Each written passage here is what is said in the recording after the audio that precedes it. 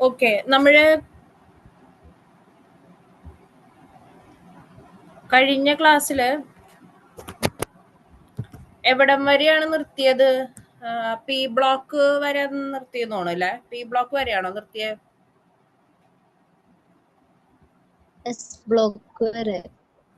S block വരെ അല്ലേ? Okay okay.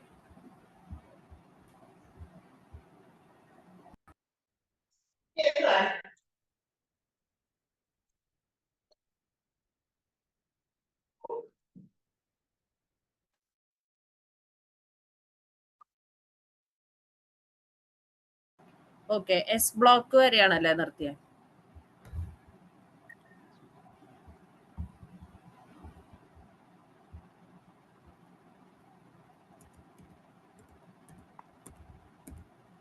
Okay, നമ്മുടെ അന്ന് കഴിഞ്ഞ ക്ലാസ്സിൽ പറഞ്ഞിരുന്നു നമ്മള് മെയിൻ ആയിട്ട് നമ്മൾ എസ്, പി, ഡി, എഫ് എന്നിങ്ങനെ 4 ബ്ലോക്കുകളായിട്ട് നമ്മുടെ പീരിയോഡിക് ടേബിളിനെ തിരിച്ചിട്ടുണ്ടെന്ന് പറഞ്ഞിട്ടുണ്ടായിരുന്നു. മെയിൻ ആയിട്ട് 4 പ്രധാനപ്പെട്ട ബ്ലോക്കുകളായിട്ടാണ് നമ്മുടെ പീരിയോഡിക് ടേബിളിനെ തിരിച്ചിരിക്കുന്നത്.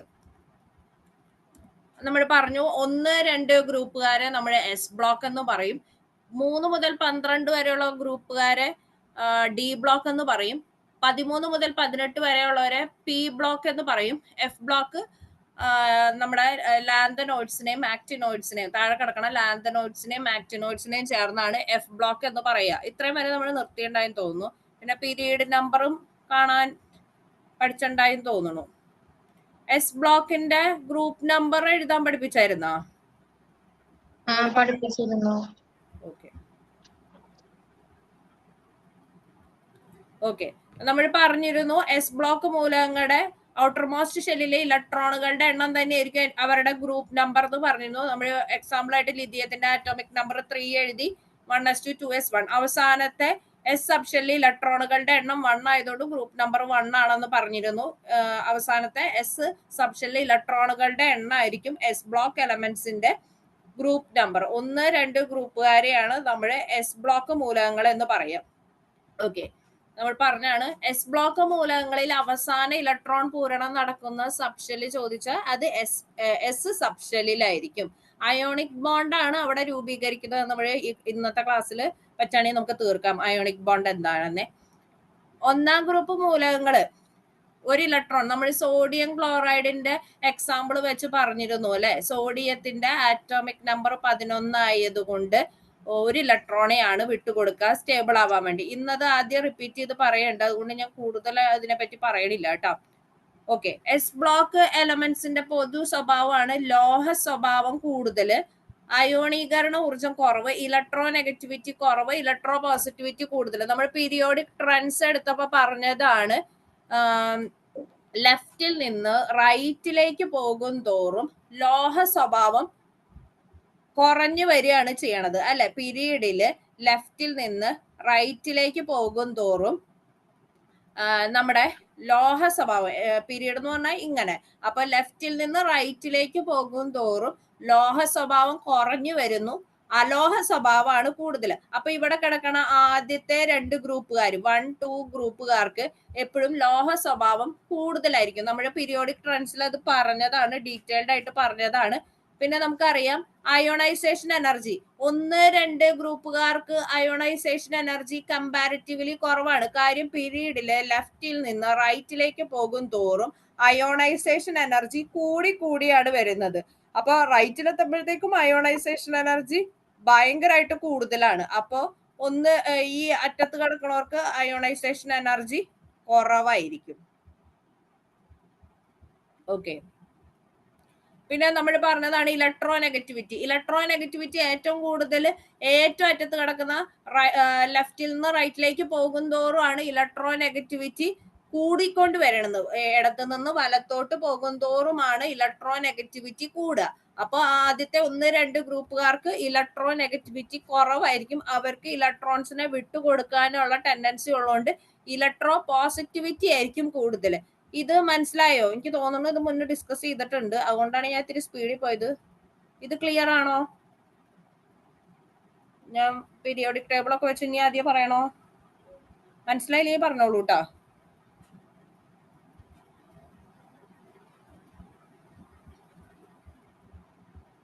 ഓക്കെ, എല്ലാവർക്കും ക്ലിയർ അല്ലേ? ആദ്യമായിട്ട് ക്ലാസ്സിൽ കയറുന്നവർ മുന്നത്തെ ക്ലാസ്സിൽ കേൾക്കാത്തവരൊന്നും അവർക്ക് മനസ്സിലാവണമെന്നില്ല. നമ്മൾ മുന്നേ എടുത്തത് കൊണ്ടാണ് അങ്ങനെ പറഞ്ഞു പോണത് കേട്ടോ. ഓക്കെ, ഇനി P block element. P block മൂലകങ്ങൾ എന്ന് പറഞ്ഞു കഴിഞ്ഞാൽ അവസാനത്തെ ഇലക്ട്രോണ് പി സബ്ഷെല്ലിൽ വരുന്നു. നമ്മൾ ഒരു എലമെന്റിന്റെ ആറ്റോമിക് നമ്പർ കിട്ടിക്കഴിഞ്ഞാൽ നമുക്ക് അതിൽ നിന്ന് സബ്ഷെൽ ഇലക്ട്രോണിക് കോൺഫിഗറേഷൻ എഴുതാം. സബ്ഷെൽ ഇലക്ട്രോണിക് കോൺഫിഗറേഷൻ എഴുതി കഴിഞ്ഞാൽ പീരീഡ് നമ്പർ കണ്ടുപിടിക്കാം. പീരീഡ് നമ്പർ എന്ന് പറയുന്നത് എങ്ങനെയായിരിക്കും? നമ്മൾ പറഞ്ഞിട്ടുണ്ടായി, പീരീഡ് നമ്പർ എന്ന് പറഞ്ഞാൽ ഒരു മൂലകത്തിന്റെ സബ്ഷെൽ ഇലക്ട്രോണിക് വിന്യാസത്തിൽ ബാഹ്യതമ ഷെല്ലിന്റെ നമ്പർ തന്നെയാണ് അത് ഉൾക്കൊള്ളുന്ന പീരീഡ് എന്ന് പറഞ്ഞു. ഇപ്പൊ ഇവിടെ ബെറിലിയത്തിന്റെ കേസിൽ ഔട്ടർ മോസ്റ്റ് ഷെല്ലിന്റെ നമ്പർ 2 ആണ് അല്ലെ. ഔട്ടർ മോസ്റ്റ് ഷെല്ലിന്റെ നമ്പർ 2 ആയതുകൊണ്ട് പീരീഡ് നമ്പർ 2. ഇപ്പൊ ഇവിടെ സോഡിയത്തിന്റെ കേസ് ആണെങ്കിൽ ഔട്ടർ മോസ്റ്റ് ഷെല്ലിന്റെ നമ്പർ 3 ആയതുകൊണ്ട് പീരീഡ് നമ്പർ 3. അപ്പോൾ ഒരു എലമെന്റ് അതിന്റെ ആറ്റോമിക് നമ്പർ തന്നു കഴിഞ്ഞാൽ നമുക്ക് സബ്ഷെൽ ഇലക്ട്രോണിക് കോൺഫിഗറേഷൻ എഴുതാൻ പറ്റും. അതിൽ നിന്ന് പീരീഡ് കണ്ടുപിടിക്കാൻ പറ്റും. ഗ്രൂപ്പ് കണ്ടുപിടിക്കാനാണ് പറഞ്ഞത്. അവസാനത്തെ ഇലക്ട്രോണിന്റെ എണ്ണം 1ഉം 2 ആണെങ്കിൽ നമുക്കറിയാം അത് എസ് ബ്ലോക്ക് മൂലകങ്ങളാണ്. എസ് ബ്ലോക്ക് മൂലകങ്ങളുടെ ഔട്ടർ മോസ്റ്റ് എസ് സബ്ഷെല്ലിലെ, അതായത് അവസാനത്തെ ഇലക്ട്രോൺ എസ് സബ്ഷെല്ലിലാണ് വരണമെന്നുണ്ടെങ്കിൽ അത് എസ് ബ്ലോക്ക് മൂലകമാണ്. അപ്പൊ എസ് ബ്ലോക്ക് മൂലകങ്ങളുടെ ഗ്രൂപ്പ് നമ്പർ കണ്ടുപിടിക്കുക. അവസാനത്തെ എസ് സബ്ഷെല്ലിലെ ഇലക്ട്രോണുകളുടെ എണ്ണം തന്നെയായിരിക്കും അവരുടെ ഗ്രൂപ്പ് നമ്പർ. ഇത് എസ് ബ്ലോക്കിന്റെ. ഇനി പി ബ്ലോക്കിന്റെ ഗ്രൂപ്പ് നമ്പറും ഒക്കെ നമുക്കിനി പഠിക്കാം. പി ബ്ലോക്ക് സബ്ഷെല്ലില് പി സബ്ഷെല്ലിൽ 1 മുതൽ 6 വരെയുള്ള ഇലക്ട്രോൺ ആണ് കാണുകയെന്ന് നമുക്കറിയാം. കാര്യം പി സബ്ഷെല്ലിൽ 6 ഇലക്ട്രോൺസ് ആണ് മാക്സിമം പറ്റുള്ളൂ. പീരിയോഡിക് ടേബിളിൽ 13 മുതൽ 18 വരെയുള്ള മൂലകങ്ങളാണ് പി ബ്ലോക്ക് എന്ന് പറയണത്. ഓക്കെ, നിങ്ങൾ ബോറോന്റെ സബ്ഷെൽ ഇലക്ട്രോണിക് കോൺഫിഗറേഷൻ ഒന്ന് എഴുതിയാ മറന്നോ നോക്കട്ടെ. ആറ്റോമിക് നമ്പർ 5 ആണ് ബോറോന്റെ സബ്ഷെൽ ഇലക്ട്രോണിക് കോൺഫിഗറേഷൻ ഒന്ന് എഴുതിയേ.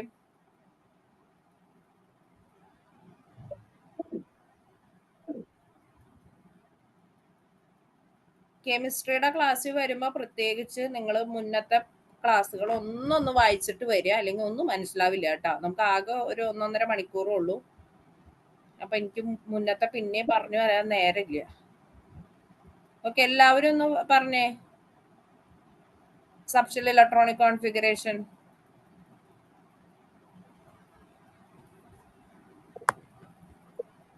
എല്ലാവർക്കും കിട്ടണ്ട? മറന്നുപോയാ? ആകെ 2 പേരാണല്ലോ റിപ്ലൈ ചെയ്തോളൂ. ഓക്കെ,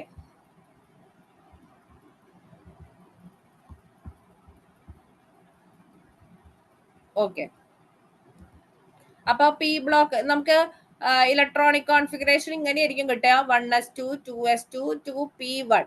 ഇവിടെ അവസാനത്തെ ഔട്ടർ മോസ്റ്റ് ഷെല്ല് പിയിൽ വന്നേക്കണതുകൊണ്ട് പി സബ്ഷെല്ലാണ് ഔട്ടർ മോസ്റ്റ് ഇലക്ട്രോൺ വന്നേക്കണത്, പി സബ്ഷെല്ല്.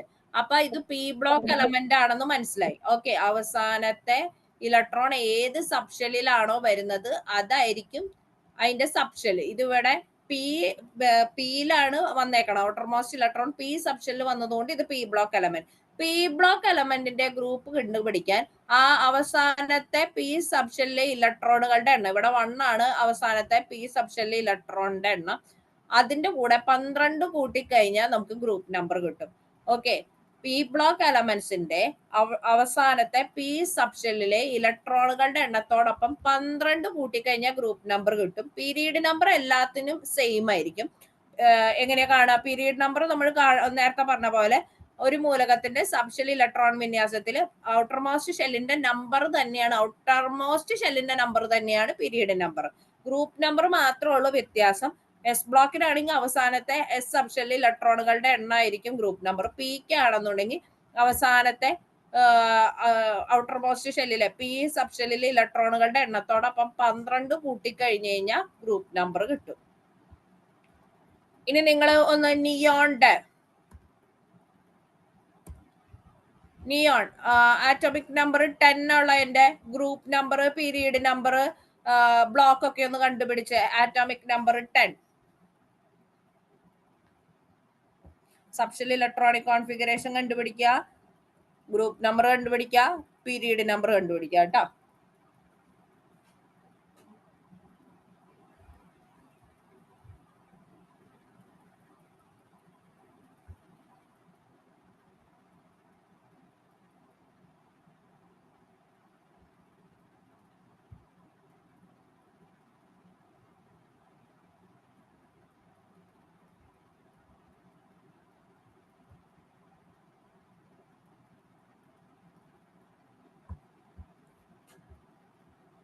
കഴിഞ്ഞൊരു ഒന്ന് റിപ്ലൈ ചെയ്യണേ.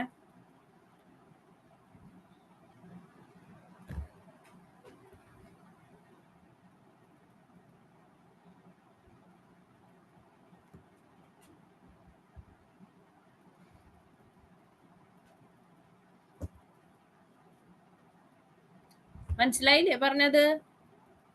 നിയോന്റെ ആറ്റോമിക് നമ്പർ 10 അപ്പൊ അതിന്റെ സബ്ഷെൽ ഇലക്ട്രോണിക് കോൺഫിഗറേഷൻ നിങ്ങൾ എഴുതി നോക്കിയിട്ട് group number, period number, block ഒക്കെ കണ്ടുപിടിക്കാം.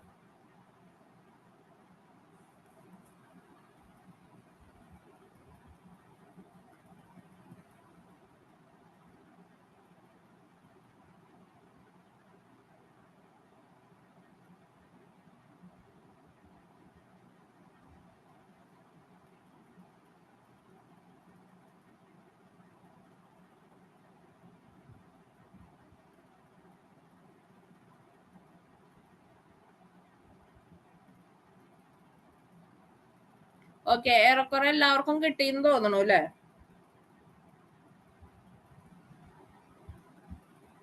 ഓക്കെ,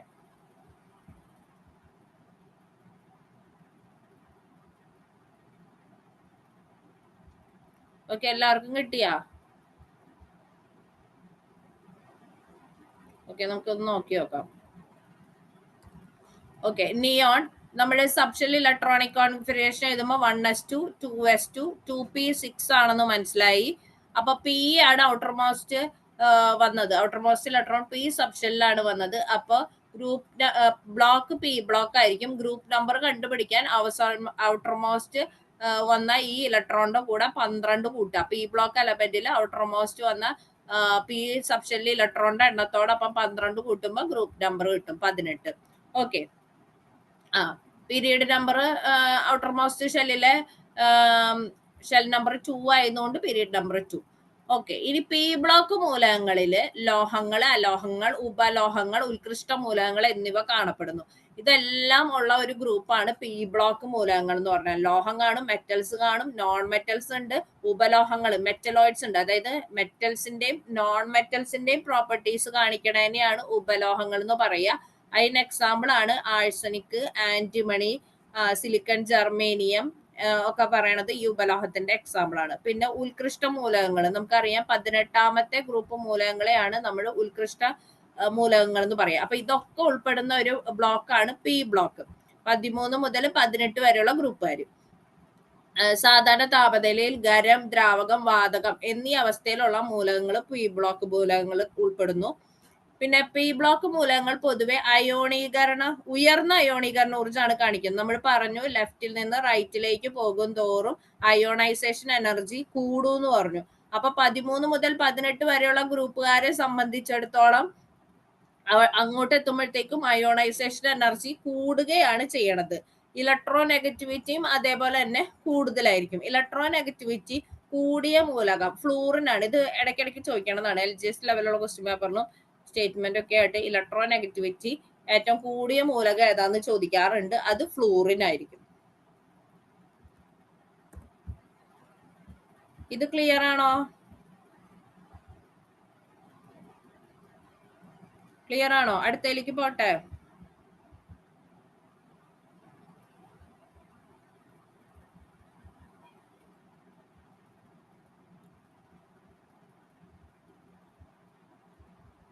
കുറച്ച് ഫാസ്റ്റ് ആയിട്ട് തോന്നണ്ടാ?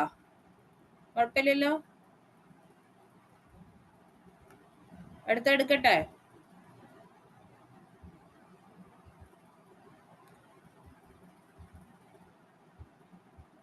ഓക്കെ, അടുത്തതിലേക്ക് പോവാട്ടോ. അടുത്തതാണ് ഡി ബ്ലോക്ക് മൂലകങ്ങൾ. ഡി ബ്ലോക്ക് നമുക്കറിയാം ട്രാൻസിഷൻ എലമെന്റ്സ് അല്ലെങ്കിൽ സംക്രമണ മൂലകങ്ങൾ എന്നറിയപ്പെടുന്ന ബ്ലോക്കുകാരാണ് ഡി ബ്ലോക്ക്. ഇതൊക്കെ നമ്മൾ മുന്നേ പഠിച്ചത് തന്നെയാണ്. ഡി ബ്ലോക്ക് മൂലകങ്ങൾ അറിയപ്പെടുന്നത് സംക്രമണ മൂലകങ്ങൾ എന്നാണ്. നേരത്തെ പറഞ്ഞ പോലെ ഇലക്ട്രോണിക് സബ്ഷെൽ ഇലക്ട്രോണിക് കോൺഫിഗറേഷൻ എഴുതുമ്പോൾ അവസാനത്തെ ഇലക്ട്രോൺ പൂരണം ഡി സബ്ഷെല്ലിൽ നടക്കുന്നതുകൊണ്ട് അത് ഡി ബ്ലോക്ക് മൂലകങ്ങളാണ്. ഡി ബ്ലോക്ക് മൂലകങ്ങളൊക്കെ ലോഹങ്ങളാണ് കേട്ടോ. അപ്പൊ കൂടുതലും മെറ്റൽസ് ആണ് ഡി ബ്ലോക്ക് മൂലകങ്ങൾ. ഇതൊക്കെ സ്റ്റേറ്റ്മെന്റ് ടൈപ്പ് ക്വസ്റ്റ്യനിൽ വരണതാണ് കേട്ടോ. പി ബ്ലോക്കിലാണെന്നുണ്ടെങ്കിൽ ലോഹം വരും, അലോഹം വരും, ഉപലോഹം വരും, ഉത്കൃഷ്ട മൂലകങ്ങൾ. ഇതൊക്കെ കോമൺ സെൻസ് വെച്ച് നമുക്ക് എഴുതാൻ പറ്റും. പക്ഷെ ഇതൊക്കെ സ്റ്റേറ്റ്മെന്റിൽ വരാവുന്ന ക്വസ്റ്റ്യൻസ് ആണ് കേട്ടോ. ഓക്കെ, സംയുക്തങ്ങൾ മിക്കതും നിറമുള്ളവയാണ്. നിറമുള്ള കോമ്പൗണ്ട്സ് ഉണ്ടാക്കുന്നതാണ് D block elements. For example copper sulphate, തുരിശിന്റെ കളർ നമുക്കറിയാം. എന്താ കളറ്? ഒരു ടാർപോളിൻ കളർ, ഒരു നീല പോലത്തെ ഒരു കളറാണ് അല്ലെ.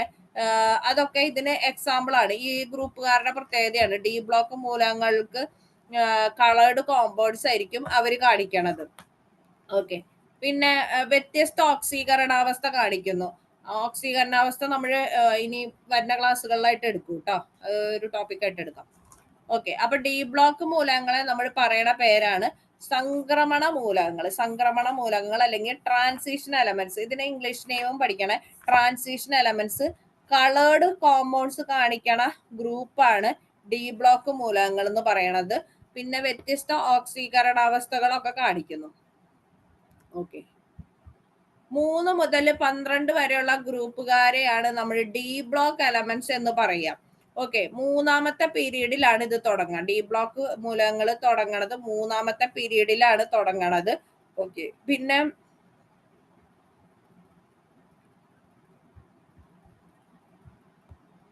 ഓക്കെ ഇതിന്റെ നമ്മുടെ ഗ്രൂപ്പ് നമ്പർ കണ്ടുപിടിക്കാനാണ് പറയണത്. നമ്മൾ പറഞ്ഞിരുന്നു ക്രോമിയത്തിന്റെ ഒരു എക്സെപ്ഷണൽ കേസ് ഉണ്ട്. ഈ നമ്മുടെ സബ്ഷെൽ ഇലക്ട്രോണിക് കോൺഫിഗറേഷൻ എഴുതാനായിട്ട് എല്ലാവരും ഒന്ന് ക്രോമിയത്തിന്റെ 24 ആറ്റോമിക് നമ്പർ 24 ഒന്ന് സബ്ഷെൽ ഇലക്ട്രോണിക് കോൺഫിഗറേഷൻ എഴുതിയ ജസ്റ്റ് റിവൈസ് ചെയ്യാൻ വേണ്ടിയിട്ടാണ്.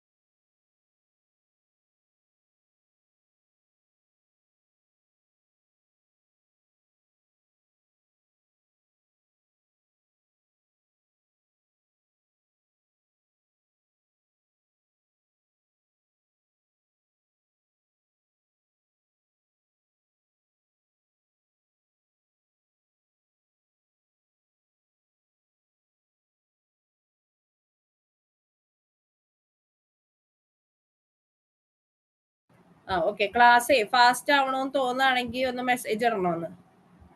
മ്യൂട്ടായി പോയില്ലേ, സോറി.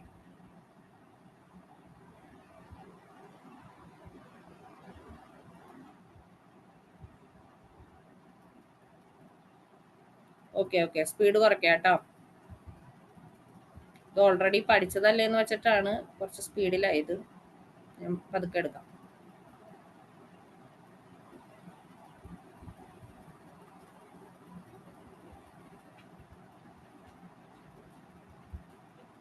എഴുതി കഴിഞ്ഞ എല്ലാവരുടെയും?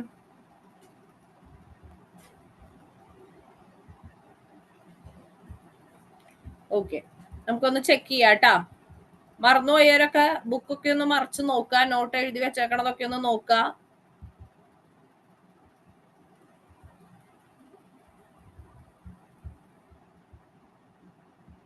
ഓക്കെ,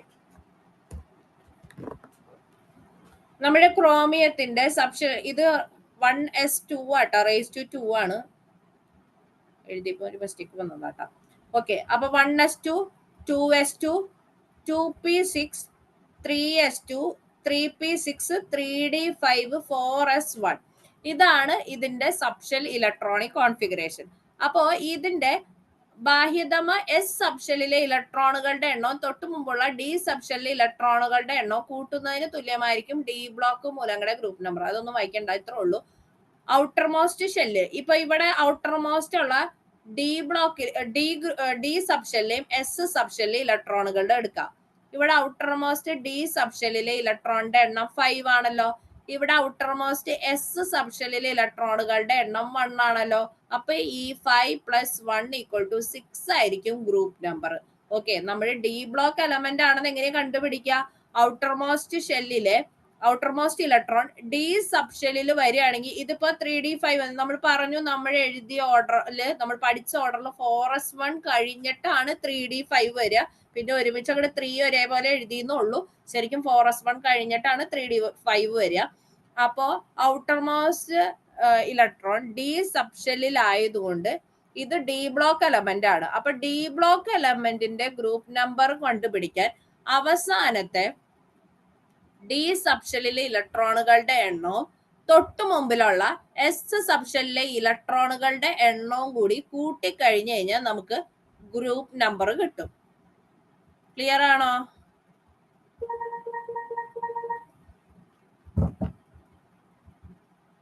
ക്ലിയർ ആണോ?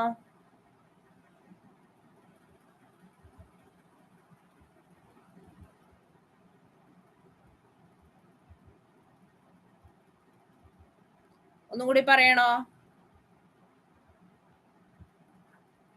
ഓക്കെ, ഡി ബ്ലോക്ക് എലമെന്റില് അവസാനത്തെ ഡി സബ്ഷെല്ലിലെ ഇലക്ട്രോണുകളുടെ എണ്ണം അതിന് തൊട്ട് മുമ്പുള്ള എസ് സബ്ഷെല്ലിലെ ഇലക്ട്രോണുകളുടെ എണ്ണവും കൂടി കൂട്ടിക്കഴിഞ്ഞാൽ ഗ്രൂപ്പ് നമ്പർ കിട്ടും.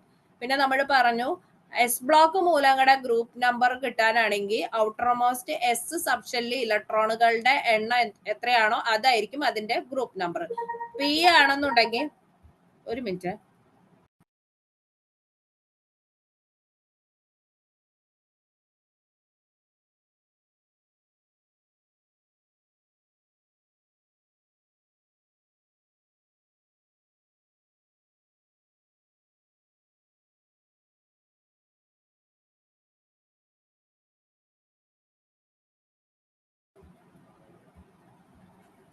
ഓക്കെ.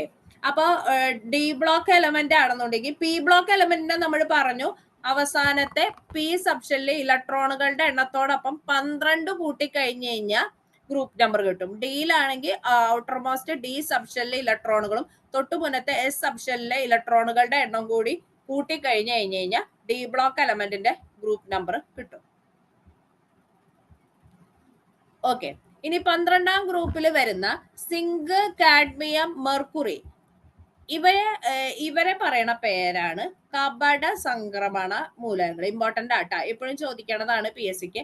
സിങ്ക്, കാഡ്മിയം, മെർക്കുറിനെ പറയണ പേരാണ് കപട സംക്രമണ മൂലകങ്ങൾ. സിങ്ക്, കാഡ്മിയം, മെർക്കുറിനെ പറയണ പേര് കപട സംക്രമണ മൂലകങ്ങൾ. കപട സംക്രമണ മൂലകങ്ങൾ സിങ്ക്, കാഡ്മിയം, മെർക്കുറി. അത് ഡി ബ്ലോക്ക് എലമെന്റിലെ തന്നെയാണ്. പക്ഷെ ഡി ബ്ലോക്ക് എലമെന്റ്സിന്റെ എല്ലാ പ്രോപ്പർട്ടീസും അവർ കാണിക്കാത്തത് കൊണ്ട് അവരെ പറയണ പേരാണ് കപട സംക്രമണ മൂലകങ്ങൾ. എപ്പോഴും ചോദിക്കണതാട്ടോ, PSCയിൽ സ്ഥിരമായിട്ട് ചോദിക്കണ ഒരു ഏരിയ ആണ്. കപട സംക്രമണ മൂലകങ്ങൾ എന്ന് പറയണ മൂലകങ്ങൾ ഏതൊക്കെയാണ്? Zinc, cadmium, mercury. ചിലപ്പോ ഈ സിമ്പൽ ആയിരിക്കും തരിക. അപ്പൊ സിമ്പലും കൂടി ഒന്ന് നോക്കി വെച്ചോളൂ. സിങ്കിന്റെ ZN ആണ്, കാഡ്മിയം CD ആണ്, മെർക്കുറി HG ആണ് കേട്ടോ. അപ്പൊ ഇവരെ പറയണ പേരാണ് കപട സംക്രമണ മൂലകങ്ങൾ. ക്ലിയർ അല്ലേ?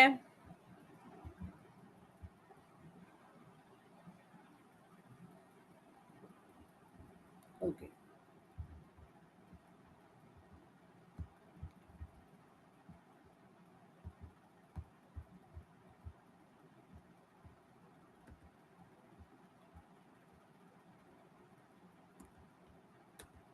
അയ്യോ സ്ലൈഡ്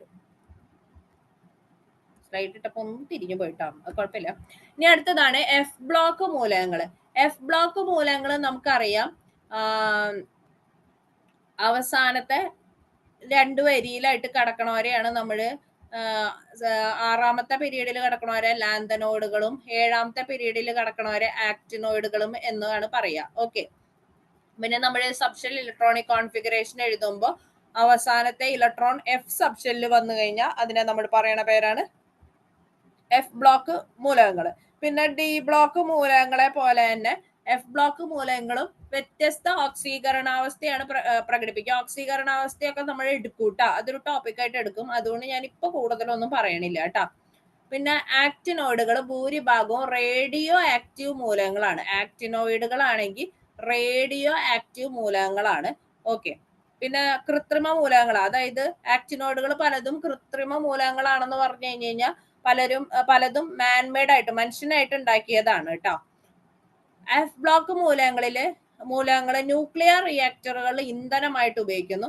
ഇതും എപ്പോഴും ചോദിക്കണതാണ്, ഏതൊക്കെയാണ് ന്യൂക്ലിയർ റിയാക്ടറിൽ ഇന്ധനമായിട്ട് ഉപയോഗിക്കുന്നത്. ഇത് പല രീതിയിലാണ് ചോദിക്കുക. എഫ് ബ്ലോക്കിന്റെ ഭാഗത്തുനിന്ന് മാത്രമല്ല, താഴെ തന്നിരിക്കുന്നവയിൽ ന്യൂക്ലിയർ റിയാക്ടറുകളിൽ ഇന്ധനമായിട്ട് ഉപയോഗിക്കാത്തത് ഏത്, അങ്ങനെയൊക്കെ പറഞ്ഞ ക്വസ്റ്റ്യൻ ചോദിക്കാറുണ്ട്. യുറേനിയം, തോറിയം, പ്ലൂട്ടോണിയം, ഈ 3 ന്യൂക്ലിയർ റിയാക്ടറുകളിൽ ഇന്ധനമായിട്ട് ഉപയോഗിക്കുന്നത്.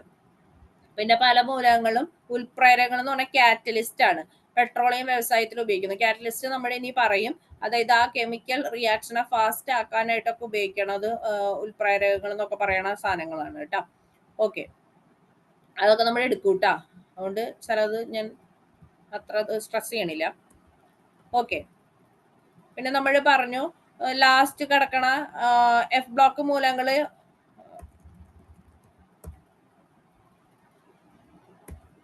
ഇതിനെയാണ് നമ്മൾ ലാന്തനോയിഡ്സ് എന്ന് പറയാ, ഇതിനെയാണ് നമ്മൾ ആക്ടിനോയിഡുകൾ എന്ന് പറയാ. അതാണ് അവിടെ എഴുതി വെച്ചേക്കണത് കുറച്ച് നീളത്തിൽ സെന്റൻസ് ആയിട്ട്.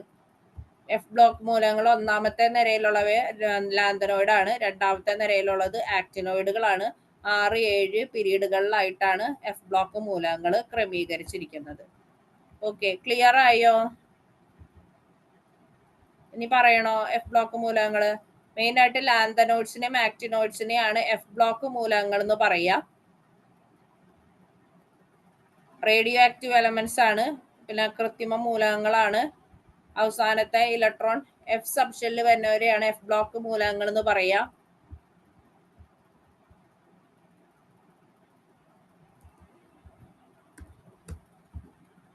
ക്ലിയർ അല്ലേ? അടുത്തൊരു ടോപ്പിക്കിലേക്ക് പോട്ടെ.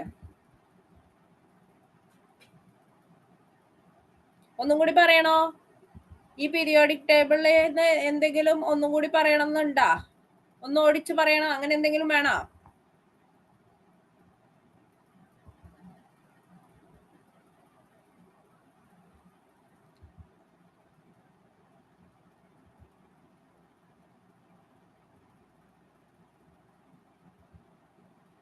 ഓക്കെ, വേണ്ടാന്ന് കുറെ പേര് പറയുന്നുണ്ടല്ലേ. ക്ലിയർ ആയി? Okay okay.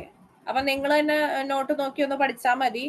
പിന്നെ കുറച്ച് പേർക്ക് കഴിഞ്ഞ ക്ലാസ് വായിക്കാത്തതുകൊണ്ട് കുറച്ച് പാടുണ്ടാവും കേട്ടോ. അവർ ഇന്ന് തന്നെ പോയി ആ നോട്ടൊക്കെ ഒന്ന് പഴയതൊന്ന് റിവൈസ് ചെയ്യുക. എപ്പോഴും റിവൈസ് ചെയ്താലാണ് ഓർമ്മ ഉണ്ടാവുള്ളൂ. ഇപ്പൊ ഒരാഴ്ചത്തെ ഗ്യാപ്പ് വെച്ചായില്ലേ കെമിസ്ട്രി എടുത്തിട്ട്, അപ്പൊ അങ്ങനെ തന്നെ എടുത്ത് വെച്ച് കഴിഞ്ഞാൽ പിന്നെ നിങ്ങൾക്ക് ആദ്യമായിട്ട് പഠിക്കണവർക്ക് പ്രത്യേകിച്ച് ഒന്നും ഓർമ്മയുണ്ടാവില്ല കേട്ടോ. ഇടയ്ക്കിടയ്ക്ക് റിവൈസ് ചെയ്തോണ്ടേ ഇരിക്കുക, അപ്പൊ നമ്മൾ പഠിക്കും. ഓക്കെ, അപ്പൊ അടുത്തത് നിങ്ങൾക്ക് സിമ്പിൾ ആയിട്ടാ. ഇത്ര നേരം നമ്മൾ കുറച്ച് ടഫ് ആയിട്ടുള്ള ഏരിയയിലേക്ക് പോയി. ഇനി കുറച്ച് സിമ്പിൾ പോർഷൻ കഴിഞ്ഞിട്ട് നമുക്ക് കുറച്ചും കൂടി ടഫ് ആയിട്ടുള്ള ഏരിയ പോകും. കുറച്ച് ബേസിക് കാര്യങ്ങൾ, നിങ്ങൾ ഈ എലമെന്റ് എന്താ, ഞാനിങ്ങനെ മൂലകം എന്താണ്, കോമ്പൗണ്ട് എന്താണ്, പദാർത്ഥം എന്താണെന്നൊക്കെ നിങ്ങൾക്ക് കുറെ പേർക്കൊക്കെ സംശയം ഉണ്ടെന്ന് എനിക്കറിയാം. ഞാൻ ഒരു മെയിൻ പോർഷൻ തീരട്ടെ എന്ന് വെച്ചിട്ടാണ് ബേസിക് കുറച്ച് കാര്യങ്ങൾ എടുക്കാണ്ട് പോയത്. അപ്പൊ കുറച്ച് ബേസിക് കാര്യങ്ങൾ പഠിച്ചിട്ട് നമുക്ക് ഇതിലേക്ക് വരാം കേട്ടോ. ഓക്കെ, ആദ്യം നമ്മൾ പഠിക്കാൻ പോകുന്നത് ദ്രവ്യത്തെ പറ്റിയാണ് കേട്ടോ. ഒരു മിനിറ്റ്.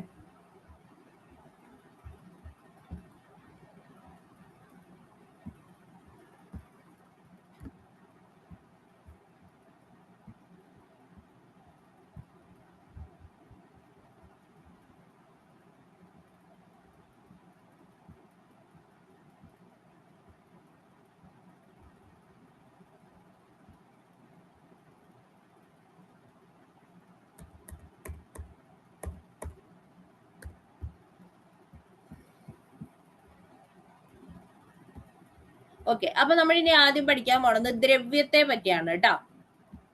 ദ്രവ്യം എന്ന് പറഞ്ഞു കഴിഞ്ഞാൽ സ്ഥിതി ചെയ്യാൻ സ്ഥലം ആവശ്യമുള്ളതും മാസമുള്ളതും, അതായത് ഭാരമുള്ളതുമായ എന്തിനേയും പദാർത്ഥം അല്ലെങ്കിൽ ദ്രവ്യം, മാറ്റർ എന്നൊക്കെ വിളിക്കും. അതായത് നിങ്ങളുടെ കയ്യിലിരിക്കണ ഫോണായിരിക്കാം, എന്ത് സാധനം ആയിക്കോട്ടെ, നിങ്ങളുടെ അടുത്തിരിക്കണ എന്ത് സാധനവും എല്ലാ പദാർത്ഥങ്ങൾ കൊണ്ട് നിർമ്മിതമാണ്.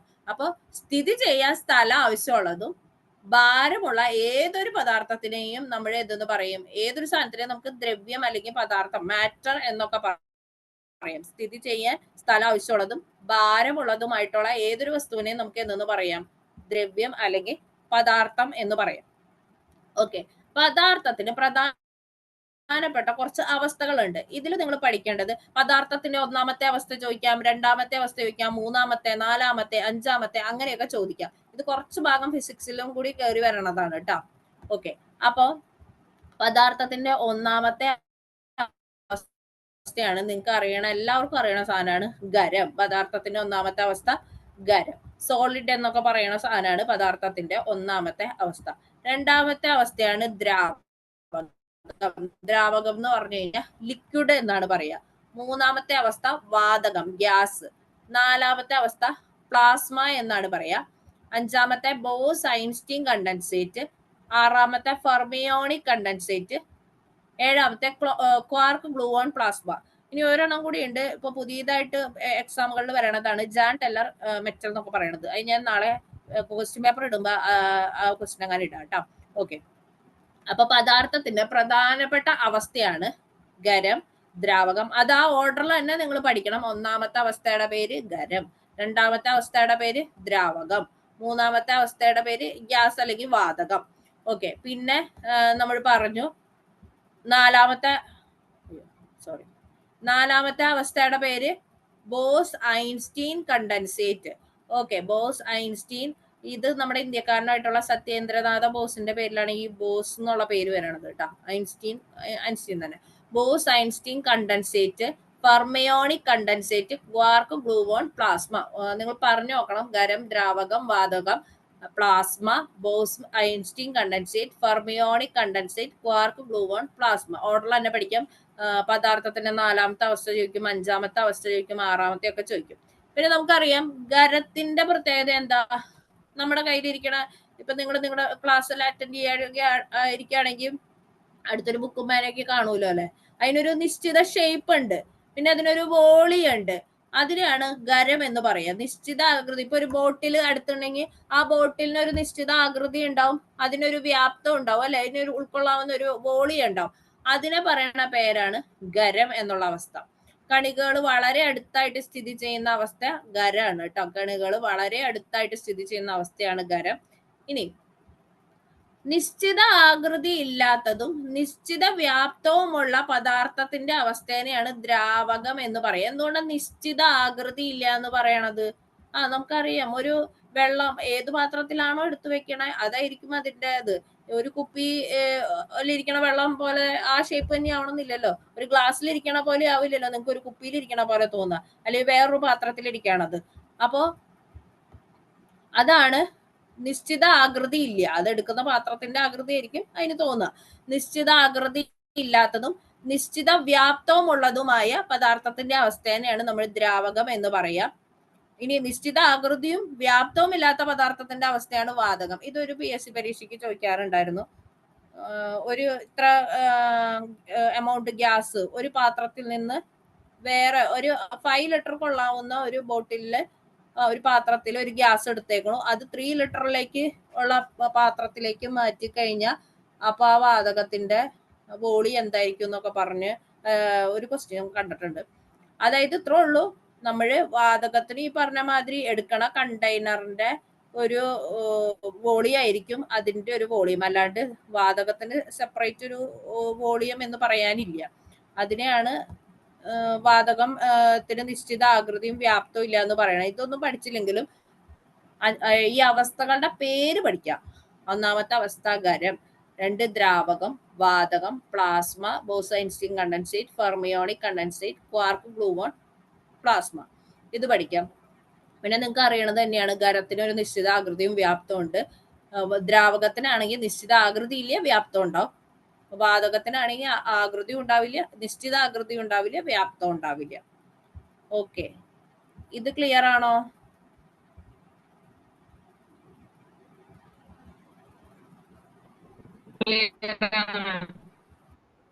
ഓക്കെ, അടുത്തതിലേക്ക് പോട്ടെ.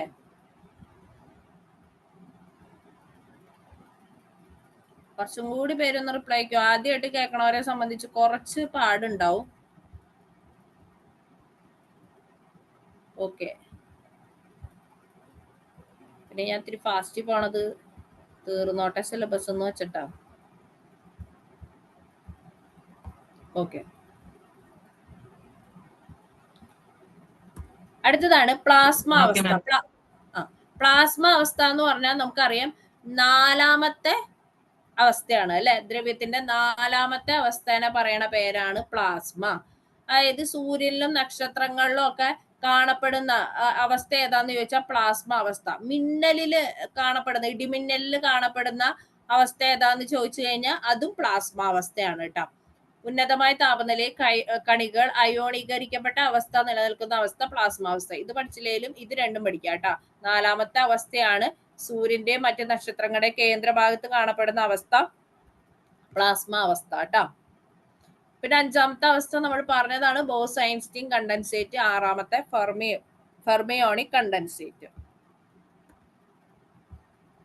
പിന്നെ കണികകൾ തമ്മിൽ ഏറ്റവും അകലം കൂടുതലുള്ള അവസ്ഥ വാതകാവസ്ഥയിലാണ് കേട്ടോ. കണികകൾ തമ്മിലുള്ള അകലം ഏറ്റവും കൂടുതലുള്ള അവസ്ഥ വാതകം. ഓക്കെ, ഇതൊന്നുമില്ല, ഈ പടം നമുക്ക് അറിയണതാണ്, ഞാൻ പറഞ്ഞുതരാം. ഒരു ഐസ് നമ്മൾ വീട്ടില് നമ്മുടെ ഫ്രിഡ്ജിൽ വെക്കണ ഐസ് ഇല്ലേ, ഐസും കട്ട, ആ കട്ടനെ നമ്മൾ ഐസ് കുറച്ച് ചൂടാക്കി കഴിഞ്ഞാൽ അല്ലെങ്കിൽ കുറച്ച് നേരം പുറത്ത് വെച്ചിരുന്ന അതിന്റെ അവസ്ഥ എന്താവും? അത് വെള്ളാവും അല്ലെ. ഐസ് എന്ന് പറയുന്നത് ഒരു സോളിഡ് ഫോമിലാണ്, ഖരാവസ്ഥയിലാണ് ഇരുന്നത്. അതിന് ഒന്ന് പുറത്തെടുത്ത് വെക്കുക അല്ലെങ്കിൽ അതിനൊരു ചൂട് കൊടുക്കുകയൊക്കെ ചെയ്ത് കഴിഞ്ഞു കഴിഞ്ഞാൽ അത് എന്ത് അവസ്ഥയിലേക്ക് മാറും? അടുത്തൊരു സ്റ്റേജിലേക്ക് മാറും.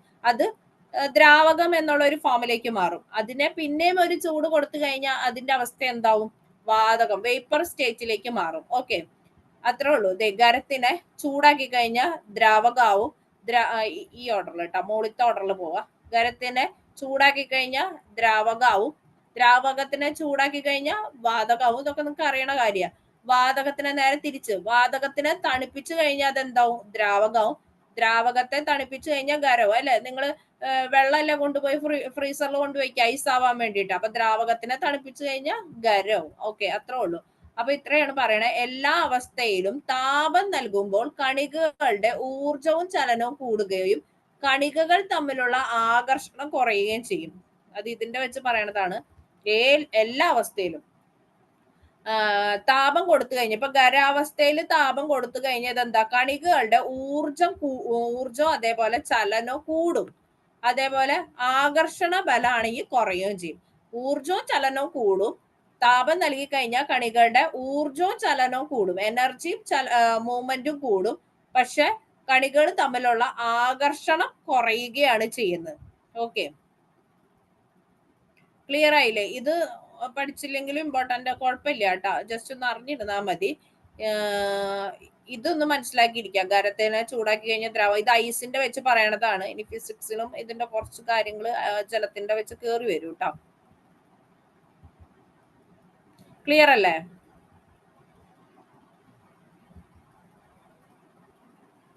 ക്ലിയർ അല്ലേ?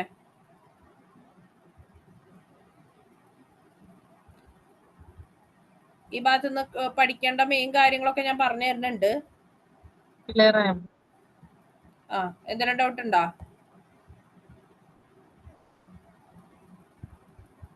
ഓക്കെ, ജസ്റ്റ് ചില കാര്യങ്ങളൊക്കെ ഒന്ന് ജസ്റ്റ് വായിച്ചാൽ മതി.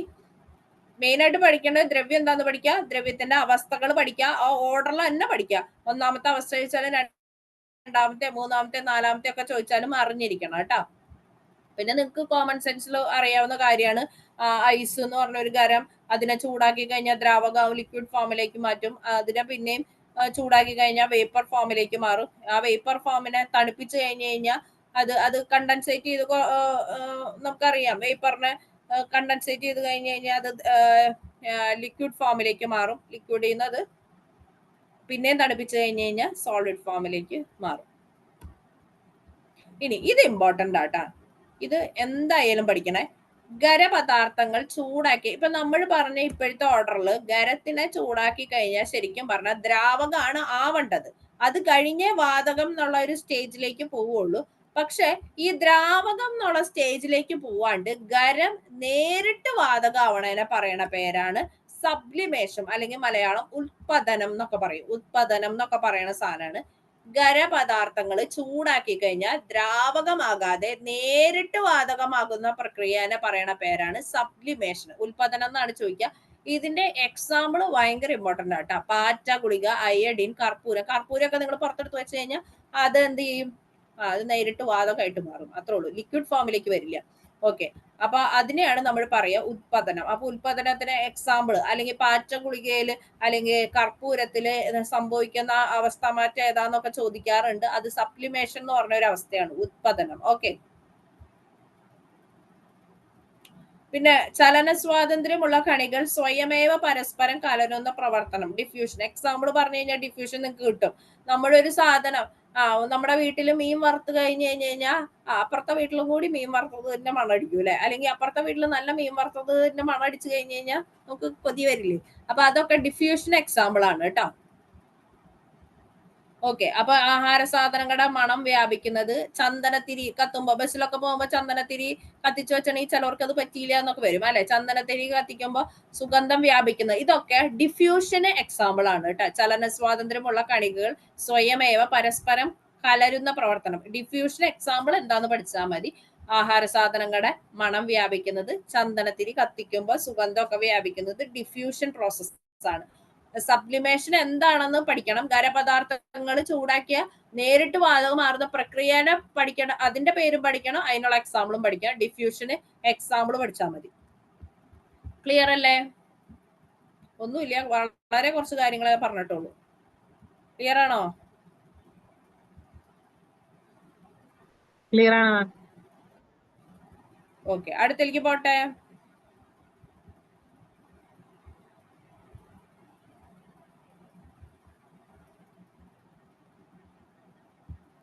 അടുത്തേക്ക് പോകും.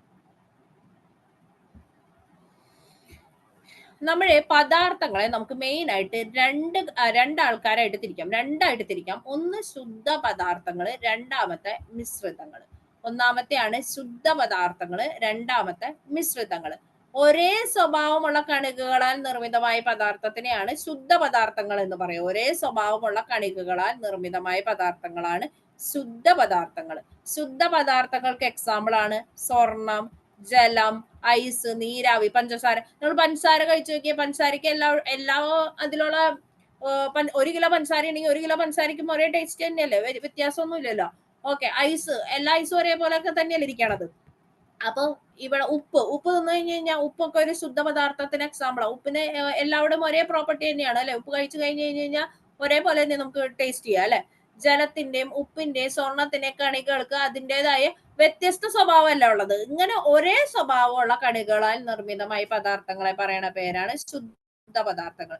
ഒരേ സ്വഭാവമുള്ള കണികകളാൽ നിർമ്മിതമായ പദാർത്ഥങ്ങളെ പറയണ പേരാണ് ശുദ്ധ പദാർത്ഥങ്ങൾ. എക്സാമ്പിൾ ആണ്. ശുദ്ധ പദാർത്ഥങ്ങൾക്ക് എക്സാമ്പിൾ ചോദിക്കാറുണ്ട് കേട്ടോ. താഴെ പറയുന്നവയിൽ ശുദ്ധ പദാർത്ഥങ്ങൾ അല്ലാത്തത് ഏതാന്നൊക്കെ ചോദിക്കാറുണ്ട്. അപ്പൊ ശുദ്ധ പദാർത്ഥങ്ങൾക്ക് എക്സാമ്പിൾ ആണ് ഉപ്പ്, പഞ്ചസാര, ജലം, ഐസ്. ഇതൊക്കെ ശുദ്ധ പദാർത്ഥങ്ങൾക്ക് എക്സാമ്പിൾ ആണ് കേട്ടോ. സ്വർണം. ഓക്കെ, ക്ലിയർ ആയില്ലേ? കാർബൺ, ഹൈഡ്രജൻ, ഇതൊക്കെ ശുദ്ധ പദാർത്ഥങ്ങൾക്ക് എക്സാമ്പിൾ ആണ്.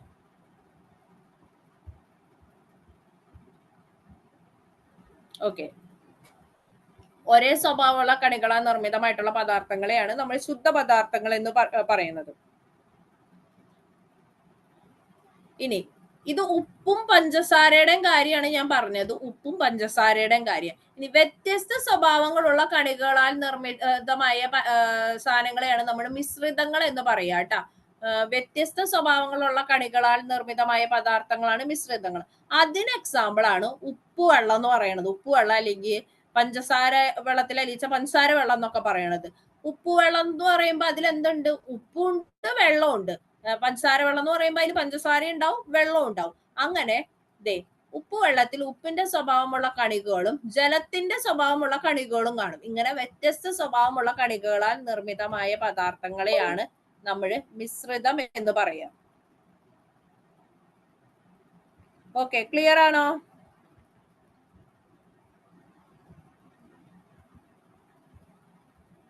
പദാർത്ഥങ്ങളെ നമ്മൾ രണ്ടായിട്ട് തിരിച്ചിരിക്കുന്നു. ഒന്ന് ശുദ്ധ പദാർത്ഥങ്ങള്, രണ്ട് മിശ്രിതങ്ങള്. ഒരേപോലത്തെ ഉള്ള കണികകളാൽ നിർമ്മിതമായിട്ടുള്ളതിനെ നമ്മൾ ശുദ്ധ പദാർത്ഥം എന്ന് പറയും. അതിന് എക്സാമ്പിൾ ആണ് പഞ്ചസാര, ഉപ്പ്, സ്വർണം, അങ്ങനെയുള്ള സാധനങ്ങള്. ഇനി മിശ്രിതം എന്ന് പറയുമ്പോൾ അതില് വേറെ, ഇപ്പൊ ഉപ്പ് ലായനിയിലാണെങ്കിൽ ഉപ്പും ഉണ്ടാവും വെള്ളവും ഉണ്ടാവും. പഞ്ചസാര ലായനിയിലാണെങ്കിൽ പഞ്ചസാരയും ഉണ്ടാവും ജലവും ഉണ്ടാവും. അങ്ങനെ വ്യത്യസ്ത കണികകളാൽ നിർമ്മിതമായിട്ടുള്ള സാധനത്തിനെയാണ് നമ്മൾ എന്തെന്ന് പറയുക? മിശ്രിതം എന്ന് പറയുക. ഓക്കെ, അപ്പൊ ശുദ്ധ പദാർത്ഥത്തിന് എക്സാമ്പിൾ ചോദിക്കും, മിശ്രിതത്തിന് എക്സാമ്പിൾ ഒക്കെ ചോദിക്കാറുണ്ട് കേട്ടോ. ക്ലിയർ അല്ലേ?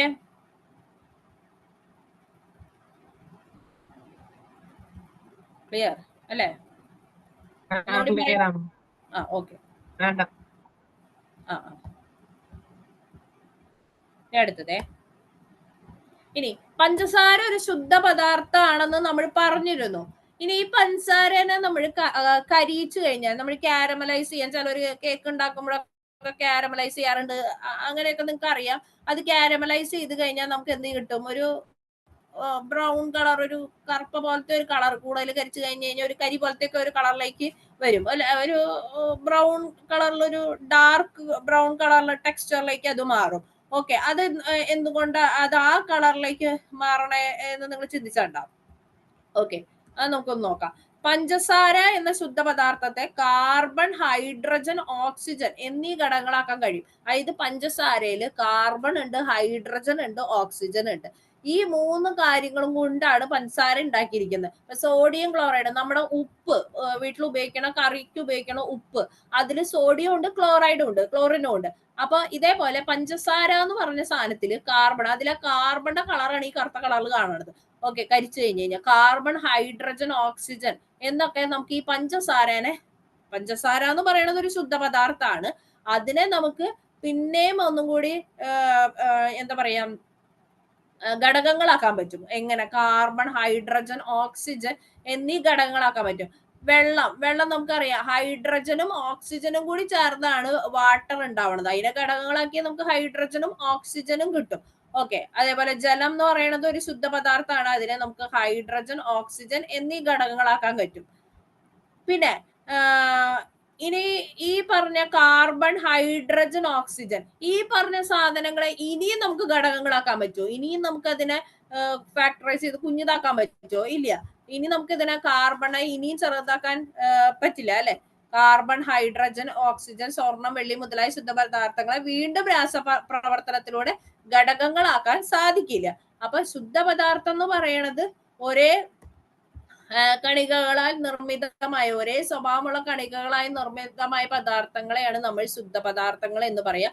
പദാർത്ഥങ്ങളെ നമ്മൾ രണ്ടായി ക്ലാസിഫൈ ചെയ്യുന്നു, ശുദ്ധ പദാർത്ഥങ്ങളെന്നും മിശ്രിതങ്ങളെന്നും. ശുദ്ധ പദാർത്ഥത്തിന് എക്സാമ്പിൾ ആണ് ഉപ്പ്, പഞ്ചസാര, സ്വർണം, ജലം, ഐസ്. ഇതൊക്കെ ശുദ്ധ പദാർത്ഥത്തിന് എക്സാമ്പിൾ ആണ്. വ്യത്യസ്ത സ്വഭാവമുള്ള കണികളാൽ നിർമ്മിതമായതിനെയാണ് നമ്മൾ മിശ്രിതം എന്ന് പറയാം. ഉപ്പ് ലായനിയൊക്കെ അതിന് എക്സാമ്പിൾ ആണ്. ഇനി ഇതിനെ പഞ്ചസാരയുടെ കേസിലാണെങ്കിൽ അതിനെ പിന്നെയും ഘടകങ്ങളാക്കാൻ പറ്റും.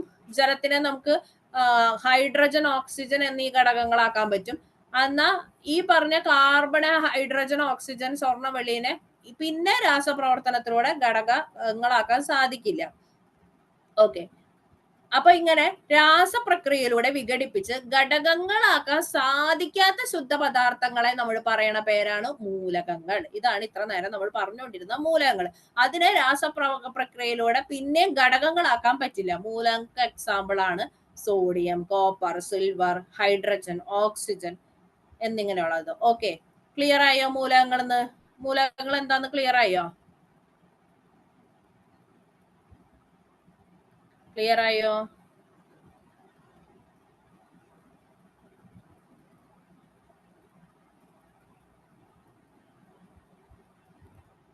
ക്ലിയർ അല്ലേ?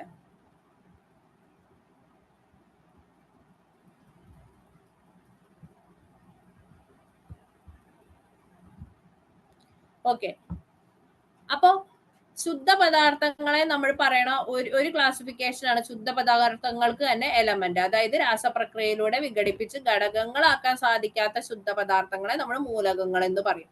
ഇനി അടുത്തൊരു സാധനമാണ് രണ്ടോ അതിലധികമോ മൂലകങ്ങൾ രാസപ്രക്രിയയിലൂടെ ചേർന്നുണ്ടാകുന്ന പദത്തിനെ നമ്മൾ പറയണതാണ് സംയുക്തങ്ങൾ. അതായത് ഒരു പ്രത്യേക പ്രൊപ്പോർഷനിൽ, ഇപ്പൊ വെള്ളം എന്ന് പറഞ്ഞ സാധനം ഹൈഡ്രജനും ഓക്സിജനും ഒരു കൃത്യമായ അനുപാതത്തിൽ, ഒരു കൃത്യമായ റേഷ്യോയിൽ സംയോജിപ്പിച്ചാണ് നമുക്കറിയാം ജലം ഉണ്ടാവുന്നത്. അമോണിയ NH3 എന്നൊക്കെ പറയും. നൈട്രജനും ഹൈഡ്രജനും ഒരു പ്രത്യേക പ്രൊപ്പോർഷനിൽ കമ്പൈൻ ചെയ്തിട്ടാണ് അമോണിയ എന്ന് പറഞ്ഞൊരു സാധനം ഉണ്ടാവുന്നത്. കാർബൺ ഡൈ ഓക്സൈഡ്, കാർബണും ഓക്സിജനും ഒരു പ്രത്യേക റേഷ്യോയില് സംയോജിപ്പിച്ചാണ് നമുക്ക് കാർബൺ ഡൈ ഓക്സൈഡ് എന്ന് പറഞ്ഞ സാധനങ്ങൾ ഉണ്ടാക്കുന്നത്. പഞ്ചസാര നമ്മൾ പറഞ്ഞു കാർബൺ, ഹൈഡ്രജൻ, ഓക്സിജൻ എന്നിവ കൂടിയിട്ട്. അതായത് ചില സംയുക്തങ്ങൾ എന്ന് പറഞ്ഞാൽ രണ്ടോ അതിലധികം, മൂലകങ്ങൾ എന്ന് പറഞ്ഞു കഴിഞ്ഞാൽ പിന്നെ ഘടകങ്ങളാക്കാൻ പറ്റില്ല. അപ്പൊ അതിലെ രണ്ടോ അതിലധികമോ മൂലകങ്ങള് രാസപ്രക്രിയയിലൂടെ ചേർന്നുണ്ടാകുന്ന പദാർത്ഥങ്ങളെയാണ് നമ്മൾ സംയുക്തം എന്ന് പറയുന്നത്. അപ്പൊ നമ്മൾ പറഞ്ഞു ഹൈഡ്രജൻ ഒരു മൂലകാണെന്ന് പറഞ്ഞു, ഓക്സിജൻ ഒരു മൂലകാന്ന് പറഞ്ഞു. അപ്പൊ ഹൈഡ്രജനും ഓക്സിജനും കൂടി കമ്പൈൻ ചെയ്ത് കഴിഞ്ഞു കഴിഞ്ഞാൽ നമുക്ക് വാട്ടർ എന്നൊരു സംയുക്തം കിട്ടും. അതേപോലെ നൈട്രജൻ ഒരു മൂലകാന്ന് പറഞ്ഞു, ഹൈഡ്രജൻ ഒരു മൂലകാന്ന് പറഞ്ഞു. അപ്പൊ നൈട്രജനും ഹൈഡ്രജനും ഒരു പ്രത്യേക പ്രൊപ്പോർഷനിൽ കമ്പൈൻ ചെയ്ത അമോണിയ എന്ന് പറഞ്ഞൊരു സാധനം കിട്ടും. അപ്പോ രണ്ടോ അതിലധികമോ മൂലകങ്ങള് രാസപ്രക്രിയയിലൂടെ ചേർന്നുണ്ടാകുന്ന പദാർത്ഥത്തിനെ നമ്മൾ പറയണ പേരാണ് സംയുക്തം. ഇത്രയും ക്ലിയർ ആയോ?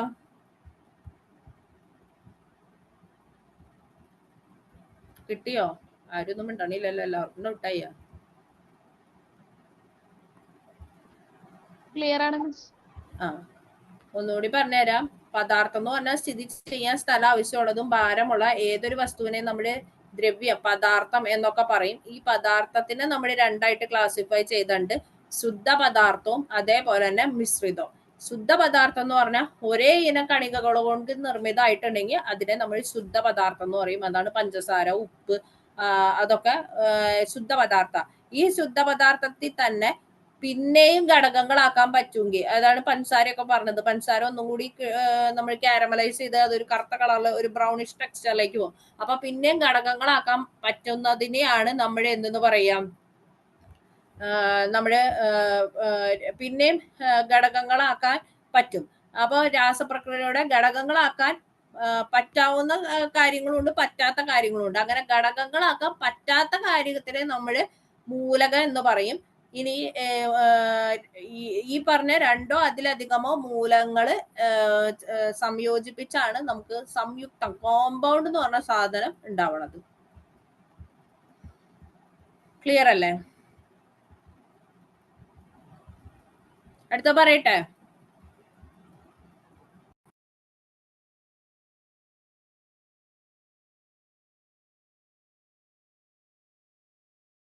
അടുത്തേക്ക് പോട്ടെ.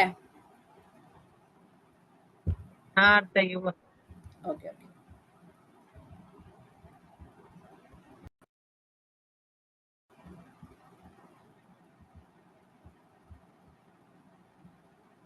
ഓക്കെ, ഇത് നേരത്തെ പറഞ്ഞാണ് ഒരു സംയുക്തത്തിന്റെ ഘടക മൂലകങ്ങൾ നിശ്ചിത അനുപാതത്തിൽ ചേർന്നിരിക്കും. ഒരു സംയുക്തത്തിന്റെ ഗുണങ്ങൾ അതിന്റെ ഘടക മൂലകങ്ങളുടെ ഗുണങ്ങളിൽ നിന്ന് വ്യത്യസ്തമായിരിക്കും. അതായത് ഹൈഡ്രജനും ഓക്സിജനും കൂടി കമ്പൈൻ ചെയ്തിട്ടാണ് നമുക്കറിയാം വാട്ടർ എന്ന് പറഞ്ഞൊരു സാധനം ഉണ്ടാക്കണത്. അപ്പൊ ഹൈഡ്രജന്റെ ഗുണവും ഓക്സിജന്റെ പ്രോപ്പർട്ടി എന്ന് പറയുന്നത് രണ്ടും വാതകമാണ്. ഹൈഡ്രജനും ഒരു വാതകമാണ്, ഓക്സിജനും വാതകമാണ്. പക്ഷെ ഇത് രണ്ടും കൂടി കമ്പൈൻ ചെയ്തു വരണ ജലം എന്ന് പറഞ്ഞൊരു സാധനം അതൊരു ദ്രാവകമാണ്. അപ്പോ ഒരു സംയുക്തത്തിന്റെ കണങ്ങൾ അതിന്റെ ഘടക മൂലങ്ങളുടെ ഗുണങ്ങളിൽ നിന്ന് വ്യത്യസ്തമായിരിക്കും. ഒരേപോലെ ആണെന്ന് യാതൊരു നിർബന്ധവും ഇല്ല. അപ്പൊ രണ്ട് വാതകങ്ങളായ ഹൈഡ്രജനും ഓക്സിജനും കൂടി ചേർന്ന് കഴിഞ്ഞു കഴിഞ്ഞാൽ നമുക്ക് എന്ത് കിട്ടും? വെള്ളം എന്ന് പറഞ്ഞ സാധനം കിട്ടും. വെള്ളം നമുക്കറിയാം ഒരു ദ്രാവകമാണ്. ഓക്കെ, ഇത് മിശ്രിതങ്ങൾ എന്നാട്ടോ എഴുതിയേക്കണേ. വ്യത്യസ്ത സ്വഭാവമുള്ള, നമ്മൾ പറഞ്ഞു ശുദ്ധ പദാർത്ഥത്തിനെ നമ്മൾ രണ്ടായിട്ട് ക്ലാസിഫൈ ചെയ്തിട്ടുണ്ടെന്ന് പറഞ്ഞു. ശുദ്ധ പദാർത്ഥം ഉണ്ട്, അതേപോലെ മിശ്രിതം ഉണ്ട്. വ്യത്യസ്ത സ്വഭാവങ്ങളുള്ള കണികളാൽ നിർമ്മിതമായിട്ടുള്ള പദാർത്ഥത്തിനെ നമ്മൾ മിശ്രിതങ്ങൾ എന്ന് പറയും. അതിന് എക്സാമ്പിൾ ആണ് സോഡ വെള്ളം. നമുക്കറിയാം കാർബൺ ഡൈ ഓക്സൈഡും വാട്ടറും എല്ലാം കൂടിയുള്ള ഒരു സാധനമാണ് സോഡ വെള്ളം എന്ന് പറഞ്ഞ സാധനം അല്ലെ. മെയിൻ ആയിട്ട് കാർബൺ ഡൈ ഓക്സൈഡ് ആണ്. കാർബൺ ഡൈ ഓക്സൈഡിൽ തന്നെ കാർബണും ഓക്സിജനും ഒക്കെ കൂടി അതിൽ കമ്പൈൻ ചെയ്തേക്കാണ്. മണ്ണിൽ നമുക്കറിയാം പലതരം സാധനങ്ങൾ മിക്സഡ് അപ്പ് ആയ സാധനമാണ് മണ്ണ് എന്ന് പറയുന്നത്. മണല്, ഉപ്പ് ലായനി, പഞ്ചസാര ലായനി, ഇതൊക്കെ മിശ്രിതങ്ങൾക്ക് എക്സാമ്പിൾ ആണ്. ഓക്കെ, ഇനി ഈ മിശ്രിതങ്ങൾ നമ്മൾ പറഞ്ഞു ഒരുപാട് സാധനങ്ങൾ കമ്പൈൻ ചെയ്തിട്ടാണ് മിശ്രിതം എന്ന് പറഞ്ഞ സാധനം ഉണ്ടാവണത്. ഓക്കെ, അപ്പൊ ഈ മിശ്രിതങ്ങളെ അതിന്റെ സ്വഭാവം അനുസരിച്ച് നമുക്ക് അതിനെ ഘടകങ്ങളാക്കാൻ പറ്റും. ഓക്കെ, ഘടകങ്ങളാക്കാൻ പറ്റാത്ത ശുദ്ധ പദാർത്ഥങ്ങളെ നമ്മൾ മൂലകം എന്ന് പറയും. ഈ മൂലകങ്ങൾ സംയോജിച്ചാണ് നമ്മൾക്ക് കോമ്പൗണ്ട് അല്ലെങ്കിൽ സംയുക്തം എന്ന് പറഞ്ഞ സാധനം ഉണ്ടാവുക. സംയുക്തത്തിന് എക്സാമ്പിൾ വാട്ടർ, H2O ഒരു സംയുക്താണ്. കാർബൺ ഡൈ ഓക്സൈഡ് CO2 അതൊരു സംയുക്താണ്. അമോണിയ അതൊരു സംയുക്താണ്. ഓക്കെ, പിന്നെ മിശ്രിതം നമ്മൾ പറഞ്ഞു വ്യത്യസ്ത സാരം കണികകളാൽ നിർമ്മിതമായതിനെയാണ് നമ്മുടെ മിശ്രിതം അല്ലെങ്കിൽ മിക്സ്ചർ എന്ന് പറയുക. അതിന്റെ എക്സാമ്പിൾ ആണ് ഉപ്പ് ലായനി, അതേപോലെ തന്നെ ഷുഗർ സൊല്യൂഷൻ, സോൾട്ട് സൊല്യൂഷൻ ഒക്കെ അതിന് എക്സാമ്പിൾ ആണ്. ഓക്കെ, അപ്പൊ ഈ മിശ്രിതങ്ങളെ നമുക്ക് പല രീതിയിൽ വേർതിരിക്കാൻ പറ്റും. ഓക്കെ, മിശ്രിതങ്ങളിൽ അടങ്ങിയ ഘടക പദാർത്ഥങ്ങളുടെ സ്വഭാവം അനുസരിച്ച് ഘടകങ്ങളെ നമുക്ക് പല മാർഗത്തിലൂടെ വേർതിരിക്കാം. അതിൽ ആദ്യത്തെ മെത്തേഡാണ് ഡിസ്റ്റിലേഷൻ. ഓക്കെ, ഡിസ്റ്റിലേഷൻ എന്ന് പറഞ്ഞാൽ ഒന്നുമില്ല, ഉപ്പ് വെള്ളം എടുക്കാം. ഉപ്പ് വെള്ളത്തില് നമുക്കറിയാം കടലില് ഉപ്പ് കുറുക്കണ എന്താ പറയാ ഉപ്പ് പാടങ്ങളൊക്കെ ഉണ്ട്, ഉപ്പ് കുറുക്കി എടുക്കണം എന്നൊക്കെ നമുക്ക് കേട്ടുണ്ട്. ഓക്കെ, അതെന്തിട്ടാ ആ വെള്ളം എന്ന് പറഞ്ഞ സാധനം ചൂടേൽക്കുമ്പോ ബാഷ്പീകരിച്ച് പോണ കാര്യമാണ്. പിന്നെ ബാക്കി അവിടെ എന്തുണ്ടാവും, ഉപ്പാണ് ഉണ്ടാവുള്ളൂ. അത്രേ ഉള്ളൂ ഈ പറഞ്ഞ ഡിസ്റ്റിലേഷൻ പ്രോസസ് എന്നൊക്കെ പറയണത്. ഓക്കെ, മിശ്രിതത്തിലെ ഒരു ഘടകം ബാഷ്പീകരണശീലമുള്ളതും മറ്റുള്ളവ സാധാരണ രീതിയിൽ ബാഷ്പീകരിക്കാത്തതിനുമായാൽ അതിനെ വേർതിരിക്കുന്ന മാർഗമാണ് ഡെസ്റ്റിലേഷൻ. അതിന് എക്സാമ്പിളാണ് ഉപ്പ് ലായനി. സോൾട്ട് സൊല്യൂഷനിലെ ഉപ്പ് ലായനിയില് വെള്ളം എന്ന് പറഞ്ഞ സാധനം നമുക്ക് ബാഷ്പീകരണശീലം ഉള്ളതാണ് അല്ലെ. വെള്ളത്തിനെ നമുക്ക് ഇവാപ്പറേറ്റ് ചെയ്തെടുക്കാൻ പറ്റും. ബാക്കി അവിടെ ഉണ്ടാവുക എന്താ, ലാസ്റ്റ് അവിടെ അവശേഷിക്കുക ഉപ്പായിരിക്കും. അപ്പൊ സ്വേദനം, ഈ ഡെസ്റ്റിലേഷന്റെ മലയാളം സ്വേദനാണ് കേട്ടോ. സ്വേദനം എന്നാണ് ഡിസ്റ്റിലേഷൻ അറിയപ്പെടുന്നത്. അപ്പൊ ഈ സ്വേദനം വഴി വേർതിരിക്കുന്ന മിശ്രിതത്തിന് എക്സാമ്പിൾ ആണ് ഉപ്പ് ലായനി കേട്ടോ. ഒരെണ്ണം ബാഷ്പീകരണശീലം ഉള്ളതും മറ്റുള്ളത് സാധാരണ രീതിയിൽ ബാഷ്പീകരിക്കുന്നതും അങ്ങനെയാണെങ്കിൽ വേർതിരിക്കാനുള്ള മെത്തേഡാണ് ഡിസ്റ്റിലേഷൻ. കിട്ടിയോ? ഫാസ്റ്റ് ആണോ?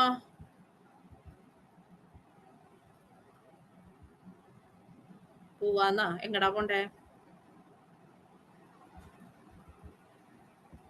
നിങ്ങൾ പേഴ്സണൽ മെസ്സേജ് അയച്ചതാണോ ഗ്രൂപ്പ് ചാറ്റ് ചെയ്ത്?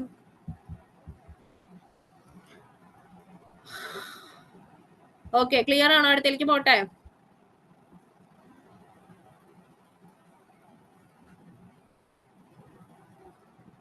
ക്ലിയർ ആണോ?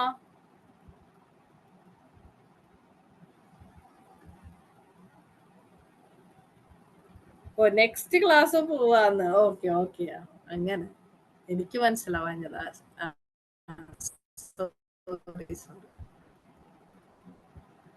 ഓക്കെ, ഇനി അടുത്തത് സ്വേദനം. ഓക്കെ, സ്വേദനം എന്ന് പറഞ്ഞ സാധനം ആദ്യം നമ്മൾ പറഞ്ഞത് സ്വേദനം എന്ന് പറഞ്ഞാൽ തമ്മിൽ കലരുന്ന ദ്രാവകങ്ങൾ അടങ്ങിയ മിശ്രിതത്തിലെ ഘടകങ്ങൾക്ക് തിളനിലയിൽ വലിയ വ്യത്യാസമാണ്. അതൊന്നും നോക്കണ്ട, ഇവിടെ നോക്കുക. ജലത്തിന്റെ തിളനില എന്ന് പറഞ്ഞാൽ 100 ഡിഗ്രി സെൽഷ്യസ് ആണ്. അസറ്റോൺ എന്ന് പറഞ്ഞു കഴിഞ്ഞാൽ 56 ഡിഗ്രി സെൽഷ്യസ് ആണ്. ഇത് രണ്ടും കൂടി ഒരുമിച്ച് കലരുന്ന ഒരു മിശ്രിതമാണ് ഈ ജലവും അസറ്റോൺ എന്ന് പറഞ്ഞ സാധനം. ഓക്കെ, അപ്പൊ ഇതിൽ നിന്ന് വേർതിരിക്കാനായിട്ട് ഉപയോഗിക്കണം ഈ രണ്ടിൽ നിന്ന്. ഇത് അത്ര ഇമ്പോർട്ടന്റ് അല്ല കേട്ടോ.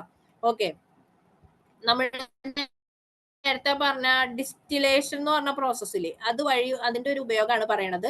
സാധാരണ ലഭ്യമായ ജലത്തിൽ പല ലവണങ്ങളും ചേർന്നിരിക്കും. അത് നമുക്ക് അറിയണ കാര്യമാണ്. ഒരു സാധാരണ നമുക്ക് കിട്ടുന്ന വെള്ളത്തിൽ പല ലവണങ്ങളും ഉണ്ടാവും.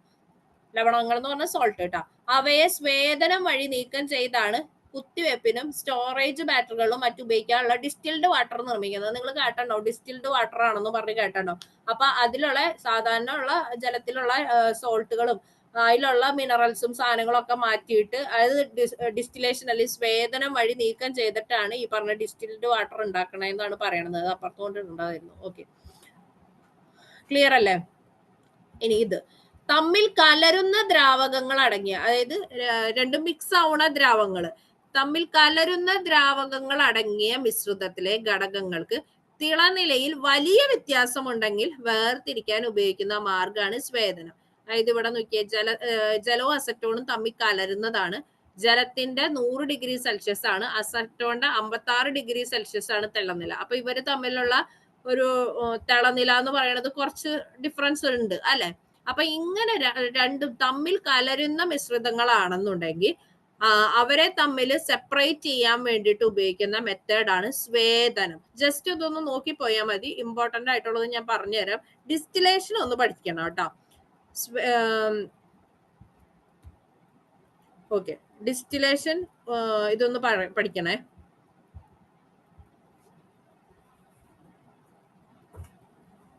ഒരു മിനിറ്റ്.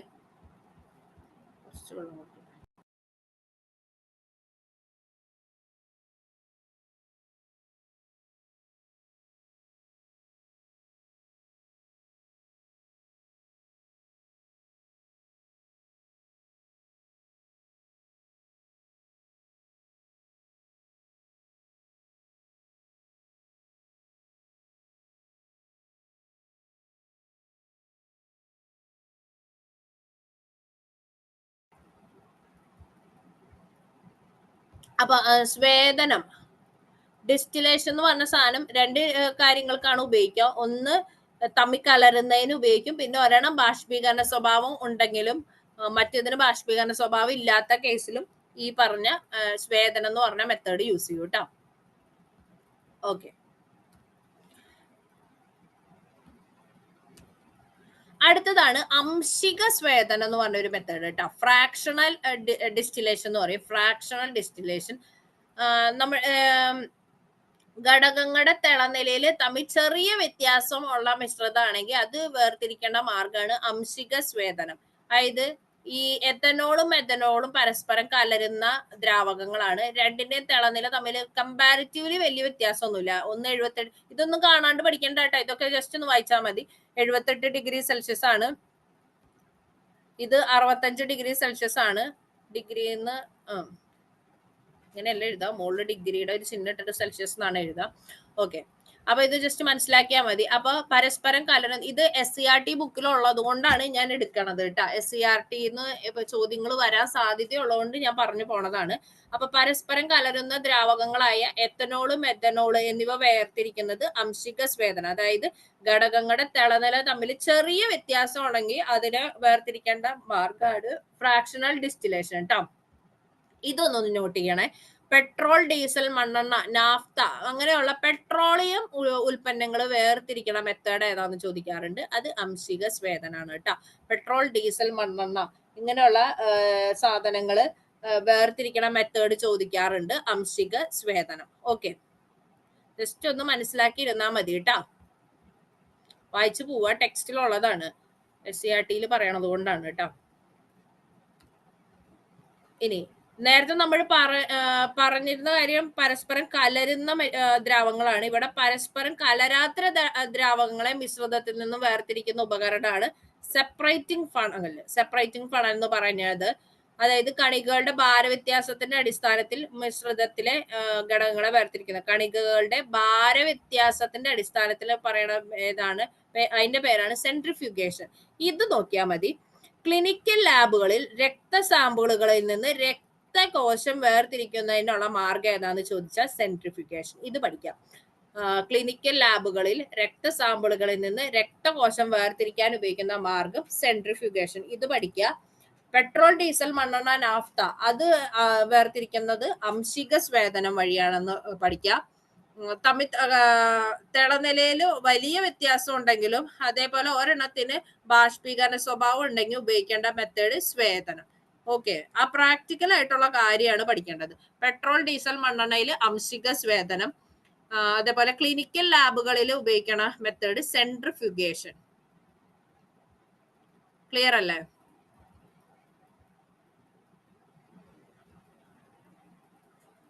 ഓക്കെ, ക്ലിയർ അല്ലേ?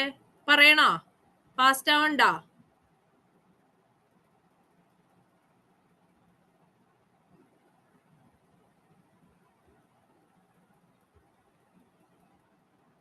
നിങ്ങൾക്ക് SCERT പഠിക്കാൻ തരുമ്പോ ഇതൊന്ന് ജസ്റ്റ് വായിച്ചു നോക്കിയാൽ മതി.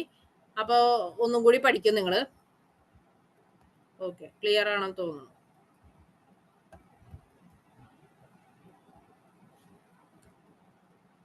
ഇത് ഇമ്പോർട്ടന്റ് ആണ് കേട്ടോ. ഒരു ലായകത്തിൽ അലിഞ്ഞ, ലായകമൊക്കെ എന്താ നമ്മൾ പഠിക്കും.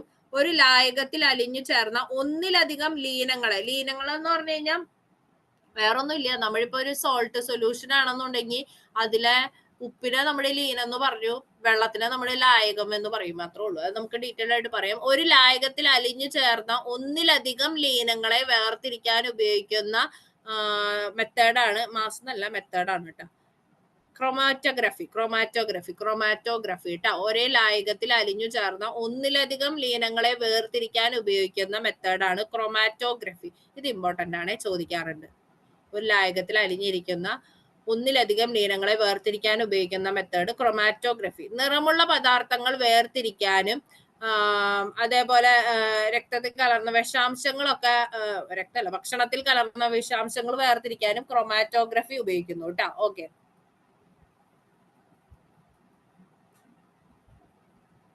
സോറി, ഇത് രക്തത്തിൽ നിന്ന് തന്നെ കേട്ടോ എഴുതി വെക്കുക. ഓക്കെ, അപ്പൊ നിറമുള്ള പദാർത്ഥങ്ങൾ വേർതിരിക്കാൻ, ഇത് ഞാൻ ഒന്ന് ശരിയാക്കിയിട്ട് ഇടാട്ടോ നോട്ട്.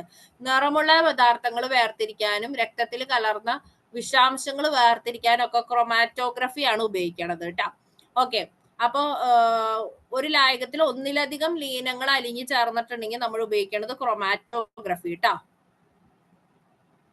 ഓക്കെ, ഒന്നിലധികം ലീനങ്ങൾ അലിഞ്ഞുണ്ടെങ്കിൽ അതിനെ നമ്മൾ പറയണത് ക്രോമാറ്റോഗ്രഫി. പിന്നെ നമ്മൾ പറഞ്ഞു ആംശിക സ്വേദനം പഠിച്ചു. ഓക്കെ,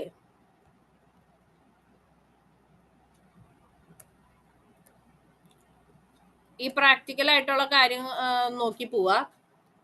പെട്രോൾ, ഡീസൽ, മണ്ണെണ്ണയിലാണെങ്കിൽ ആംശിക സ്വേദനം, അതായത് പരസ്പരം കലരുന്ന ദ്രാവകങ്ങളിൽ. പിന്നെ സെൻട്രിഫ്യൂഗേഷൻ നമ്മൾ ക്ലിനിക്കൽ ലബോറട്ടറികളിൽ ഉപയോഗിക്കുന്നു. ഇനി ഇത് കുറച്ച് തന്മാത്രയുടെ ഭാഗത്തിലേക്ക് നമ്മൾ പോവാണ് കേട്ടോ. ഇപ്പൊ നമ്മള് ഈ ബേഴ്സിലിയസ് എന്ന് പറഞ്ഞ മൂലകങ്ങൾ എന്താന്ന് നമ്മൾ പഠിച്ചു.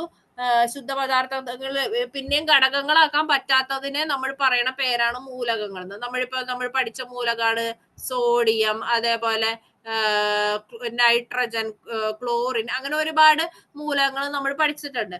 അപ്പോ ഈ പ്രതീകങ്ങൾ, അതായത് ഇപ്പൊ സോഡിയത്തിനെ നമ്മൾ Na എന്നാണ് പറയുക, ക്ലോറിൻ നമ്മൾ Cl എന്നാണ് പറയുക, പിന്നെ എന്നിട്ട് ഹൈഡ്രജൻ H വെച്ച് റെപ്രസെന്റ് ചെയ്യും, ഓക്സിജൻ O വെച്ച്, അങ്ങനെ നമ്മൾ ഒരുപാട് സിമ്പിൾസ് ഇപ്പൊ തന്നെ നമ്മൾ പഠിച്ചു അല്ലെ. ഇലക്ട്രോണിക് കോൺഫിഗറേഷനും സബ്ഷെൽ ഇലക്ട്രോണിക് കോൺഫിഗറേഷനും ഒക്കെ എഴുതി കഴിഞ്ഞപ്പോ ഒരുപാട് മൂലകങ്ങളുടെ പേരൊക്കെ നമ്മൾ പഠിച്ചു, അതിന്റെ സിമ്പിൾസും പഠിച്ചു.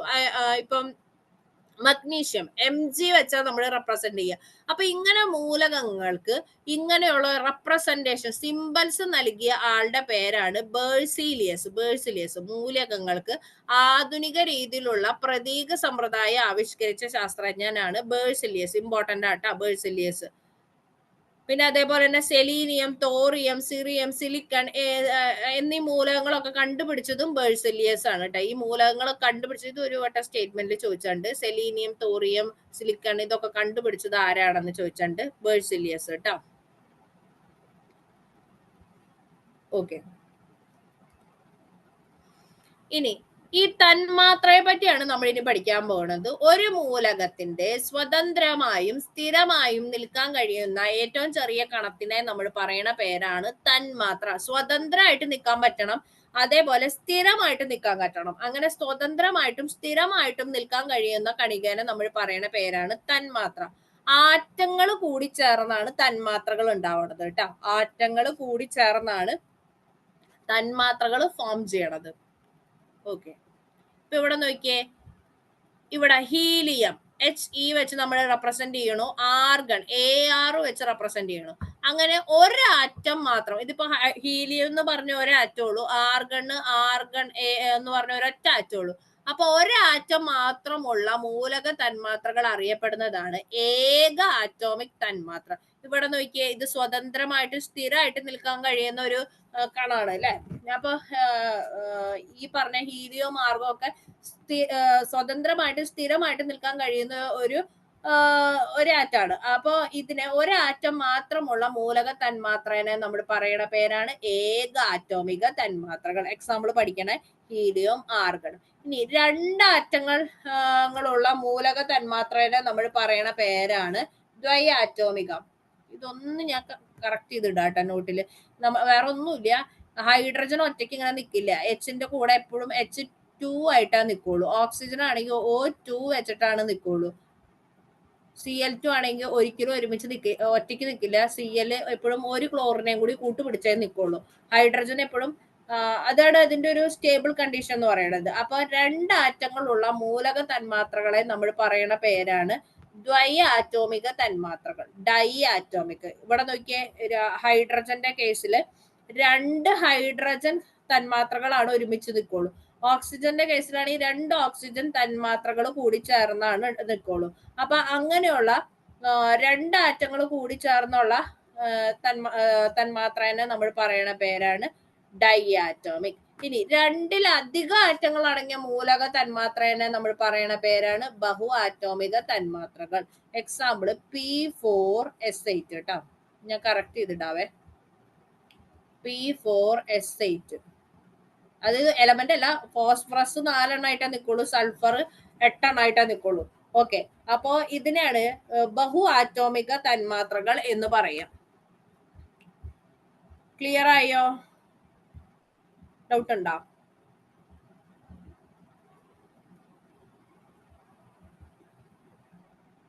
പി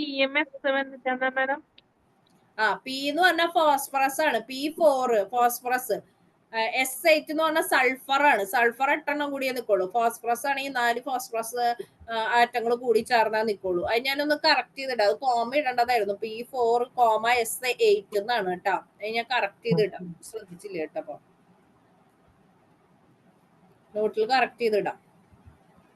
ക്ലിയർ അല്ലേ?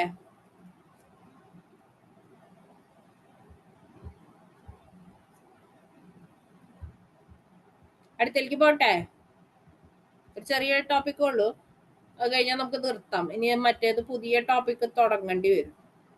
ക്ലിയർ അല്ലേ? ഓക്കെ,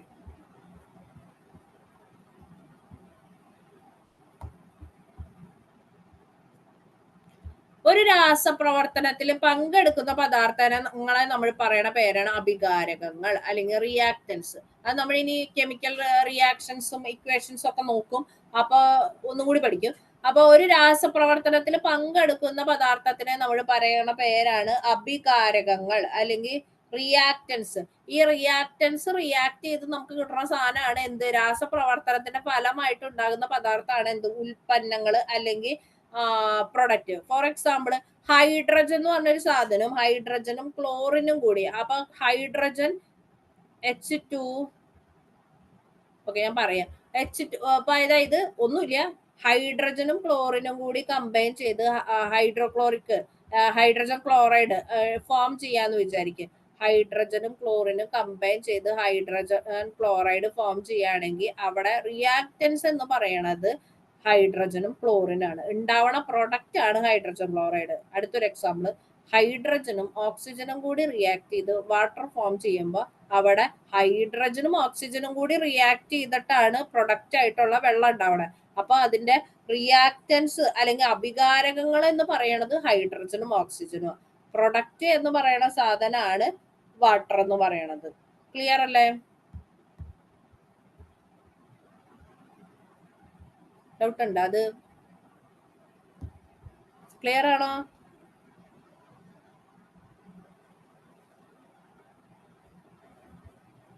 ആരും ഒന്നും പറയണല്ലോ. ക്ലിയർ ആണോ? ക്ലിയർ. ഓക്കെ, ഇത് നമുക്ക് ഒന്നും കൂടി ജസ്റ്റ് ഞാൻ ഒന്നും കൂടി പറഞ്ഞു പോവാം. സിമ്പിൾ കാര്യമാണ്, പക്ഷെ ഇതിൽ നിന്ന് ക്വസ്റ്റ്യൻസ് വരാറുണ്ട്, അതുകൊണ്ടാണ് ഞാൻ ഒന്നും കൂടി പറഞ്ഞു പോവാന്ന് പറയുന്നത് കേട്ടോ. ഓക്കെ, ഒന്നുമില്ല. സ്ഥിതി ചെയ്യാൻ സ്ഥലം ആവശ്യമുള്ളതും ഭാരമുള്ള ഏതൊരു സാധനത്തിനെയും നമുക്ക് പദാർത്ഥം എന്ന് പറയാം. അതിന്റെ അവസ്ഥകളാണ് ഖരം, ദ്രാവകം, വാതകം, plasma, Bose Einstein condensate, fermionic condensate, quark, gluon, plasma എന്ന് പറയുന്നത്. പിന്നെ ഖരത്തിനാണെങ്കിൽ നിശ്ചിത ആകൃതിയും വ്യാപ്തം ഒക്കെ ഉണ്ടാവും. പിന്നെ നിശ്ചിത ആകൃതിയും വ്യാപ്തം ഇല്ലാത്തതിനെ നമ്മൾ പറയും ദ്രാവകം. നിശ്ചിത ആകൃതിയും വ്യാപ്തവും ഇല്ലാത്ത പദാർത്ഥത്തിന്റെ അവസ്ഥേനെ നമ്മൾ പറയണതാണ് വാതകം.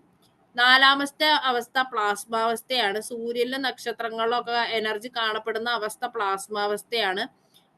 പിന്നെ അഞ്ചാമത്തെ അവസ്ഥയുടെ പറയണ പേര് ബോസ് ഐൻസ്റ്റീൻ കണ്ടൻസേറ്റ്. നിങ്ങൾ എങ്ങനെയെങ്കിലും ആ ഓർഡർ പഠിക്കുക. Solid, liquid, gas, plasma, Bose Einstein condensate, fermionic condensate, quark, gluon, plasma. പദാർത്ഥത്തിന് എത്ര അവസ്ഥ ഉണ്ടെന്ന് ചോദിച്ചാൽ സാധാരണ 7 അവസ്ഥയാണ് ആൻസർ ആയിട്ട് പറയാറ്. ഇപ്പൊ പുതിയ അവസ്ഥകളൊക്കെ കണ്ടുപിടിക്കുന്നുണ്ട്.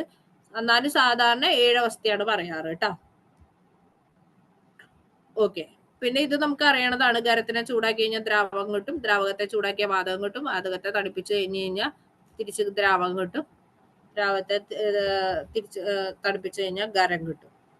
ഇത് ഇമ്പോർട്ടന്റ് ആണ്. ഖരപദാർത്ഥങ്ങൾ ചൂടാക്കിയ ദ്രാവകം ആവാതെ നേരിട്ട് വാതകമായിട്ട് മാറണതിനെ നമ്മൾ പറയണതാണ് സബ്ലിമേഷൻ, ഉൽപ്പതനം. അതിന് എക്സാമ്പിൾ പാറ്റാഗുളിക, കർപ്പൂരം ഒക്കെ. ഡിഫ്യൂഷൻ എന്ന് പറഞ്ഞാൽ ചലന സ്വാതന്ത്ര്യമുള്ള കണികൾ സ്വയമേവ പരസ്പരം കലരുന്ന പ്രവർത്തനമാണ്. അതിന് എക്സാമ്പിൾ ഇതൊക്കെ ചോദിക്കാറുണ്ട് കേട്ടോ. ആഹാര സാധനങ്ങളുടെ മണം വ്യാപിക്കുന്നത്, ചന്ദനത്തിരി കത്തുമ്പോൾ സുഗന്ധം വ്യാപിക്കുന്നത്, ഇതൊക്കെ എന്തിന് എക്സാമ്പിൾ ആണെന്ന് ചോദിച്ചാൽ അത് ഡിഫ്യൂഷൻ എക്സാമ്പിളാണ്. പിന്നെ കണികളുടെ സ്വഭാവത്തിന്റെ അടിസ്ഥാനത്തിൽ പദാർത്ഥങ്ങളെ നമുക്ക് 2 ആയിട്ട് ക്ലാസിഫൈ ചെയ്യാൻ പറ്റും. ഒന്ന് ശുദ്ധ പദാർത്ഥം, അതേപോലെ മിശ്രിതം. ഒരേ കണികകളാൽ നിർമ്മിതമായ പദാർത്ഥത്തിന് നമ്മൾ ശുദ്ധ പദാർത്ഥം എന്ന് പറയും. വ്യത്യസ്ത കണികകളാൽ നിർമ്മിതമായതിനെ നമ്മൾ പറയണ പേരാണ് മിശ്രിതങ്ങൾ എന്ന്. ശുദ്ധ പദാർത്ഥത്തിന് എക്സാമ്പിൾ നോക്കുക. സ്വർണം, ജലം, ഐസ്, നീരാവി. ഇതൊക്കെ ചോദിക്കണതാട്ടോ. ശുദ്ധ പദാർത്ഥത്തിന്റെ എക്സാമ്പിൾ ഒക്കെ ഏതാണ്. ഓക്കെ, ഇനി വ്യത്യസ്ത സ്വഭാവമുള്ള കണികളാൽ നിർമ്മിതമായ പദാർത്ഥത്തിനെ നമ്മൾ മിശ്രിതങ്ങൾ എന്ന് പറയും.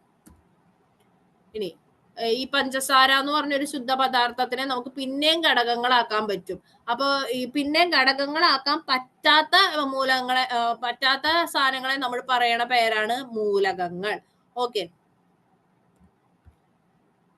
രാസപ്രക്രിയയിലൂടെ വിഘടിപ്പിച്ച് ഘടകങ്ങളാക്കാൻ സാധിക്കാത്ത ശുദ്ധ പദാർത്ഥങ്ങളെ നമ്മൾ മൂലകം എന്നാണ് പറയുക. 2ഓ അതിലധികമോ മൂലകങ്ങൾ സംയോജിപ്പിച്ചാണ് നമുക്ക് സംയുക്തങ്ങൾ എന്ന് പറഞ്ഞ സാധനം ഉണ്ടാവണത് കേട്ടോ.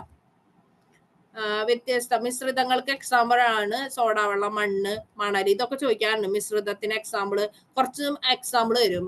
എന്നിട്ട് ഇതിൽ നിന്ന് താഴെ തന്നിരിക്കുന്നവയിൽ നിന്ന് മിശ്രിതങ്ങൾക്ക് ഉദാഹരണമല്ലാത്തത് ഏത്, അല്ലെങ്കിൽ ശുദ്ധ പദാർത്ഥത്തിന് ഉദാഹരണമല്ലാത്തത് ഏത്, അതങ്ങനെയൊക്കെ പറഞ്ഞ് ചോദിക്കാറുണ്ട്. പിന്നെ ഡിസ്റ്റിലേഷൻ നമ്മൾ പറഞ്ഞു. മിശ്രിതത്തിൽ ഒരു ഘടകം ബാഷ്പീകരണശീലം ഉള്ളതും മറ്റേത് ബാഷ്പീകരിക്കാൻ പറ്റാത്ത രീതിയിലും ആണെന്നുണ്ടെങ്കിൽ ഡിസ്റ്റിലേഷൻ ഉപയോഗിക്കും. അതുപോലെ തമ്മിൽ കലരുന്ന ദ്രാവകങ്ങളുടെ മിശ്രിതത്തിൽ നിന്ന് വേർതിരിക്കാൻ വേണ്ടിയിട്ടും ഡിസ്റ്റിലേഷൻ ഉപയോഗിക്കാറുണ്ട്. ആംശിക സ്വേദനാണെങ്കിൽ ഘടകങ്ങളുടെ തളനിരയിൽ തമ്മിൽ ചെറിയ വ്യത്യാസമുള്ള മിശ്രിതം വേർതിരിക്കാനാണ് ഫ്രാക്ഷണൽ ഡിസ്റ്റിലേഷൻ ഉപയോഗിക്കുന്നത്. പെട്രോൾ, ഡീസൽ, മണ്ണെണ്ണ അത് ആംശിക സ്വേദനം വഴിയാണ് ഉപയോഗിക്കുന്നത്. പിന്നെ ഓപ്പറേറ്റിംഗ് ഫണൽ, പരസ്പരം കലരാത്ത ദ്രാവകങ്ങളെ മിശ്രിതത്തിൽ നിന്ന് വേർതിരിക്കുന്ന ഉപകരണമാണ് സെപ്പറേറ്റിംഗ് ഫണൽ.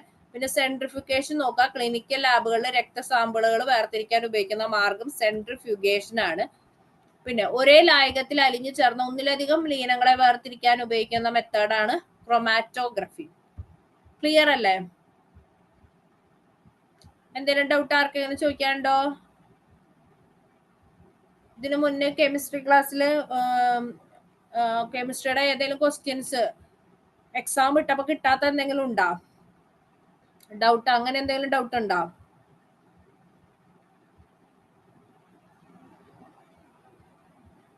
ഉണ്ടെങ്കിൽ ചോദിക്കാട്ടാ. ഏതെങ്കിലും ക്വസ്റ്റ്യൻ മനസ്സിലാവാത്തത്, മുന്നത്തെ എല്ലാ ക്വസ്റ്റ്യനും നമ്മൾ PYQ തന്നെയാണ് കേട്ടോ ഇടണത്. അപ്പൊ അതൊക്കെ നോക്കി പഠിക്കുക, റിവൈസ് ചെയ്യുക. ക്ലിയർ അല്ലേ? അപ്പൊ നമുക്ക് അവസാനിപ്പിക്കാം. ഇനി അടുത്തൊരു ടോപ്പിക് പുതിയതായിട്ട് എടുക്കാൻ തുടങ്ങി. പിന്നെ അടുത്ത ക്ലാസ്സിൽ വരുമ്പോ ഇതുവരെ ഉള്ളതൊന്ന് വായിച്ചിട്ട് വരിക. ഇനി നമ്മൾ കെമിക്കൽ ബോണ്ടിങ് ഒക്കെയാണ് ഞാൻ പറയാൻ പോണേ. അപ്പൊ നിങ്ങൾക്ക് ഒന്നും മനസ്സിലാവാണ്ടിരിക്കും. അപ്പൊ മുന്നേ എടുത്തതൊക്കെ ഒന്ന് വായിച്ചിട്ട് വരിക കേട്ടാ. പ്രത്യേകിച്ച് ആദ്യമായിട്ട് കേൾക്കണ ആൾക്കാര്. ഓക്കെ, അപ്പൊ താങ്ക് യു.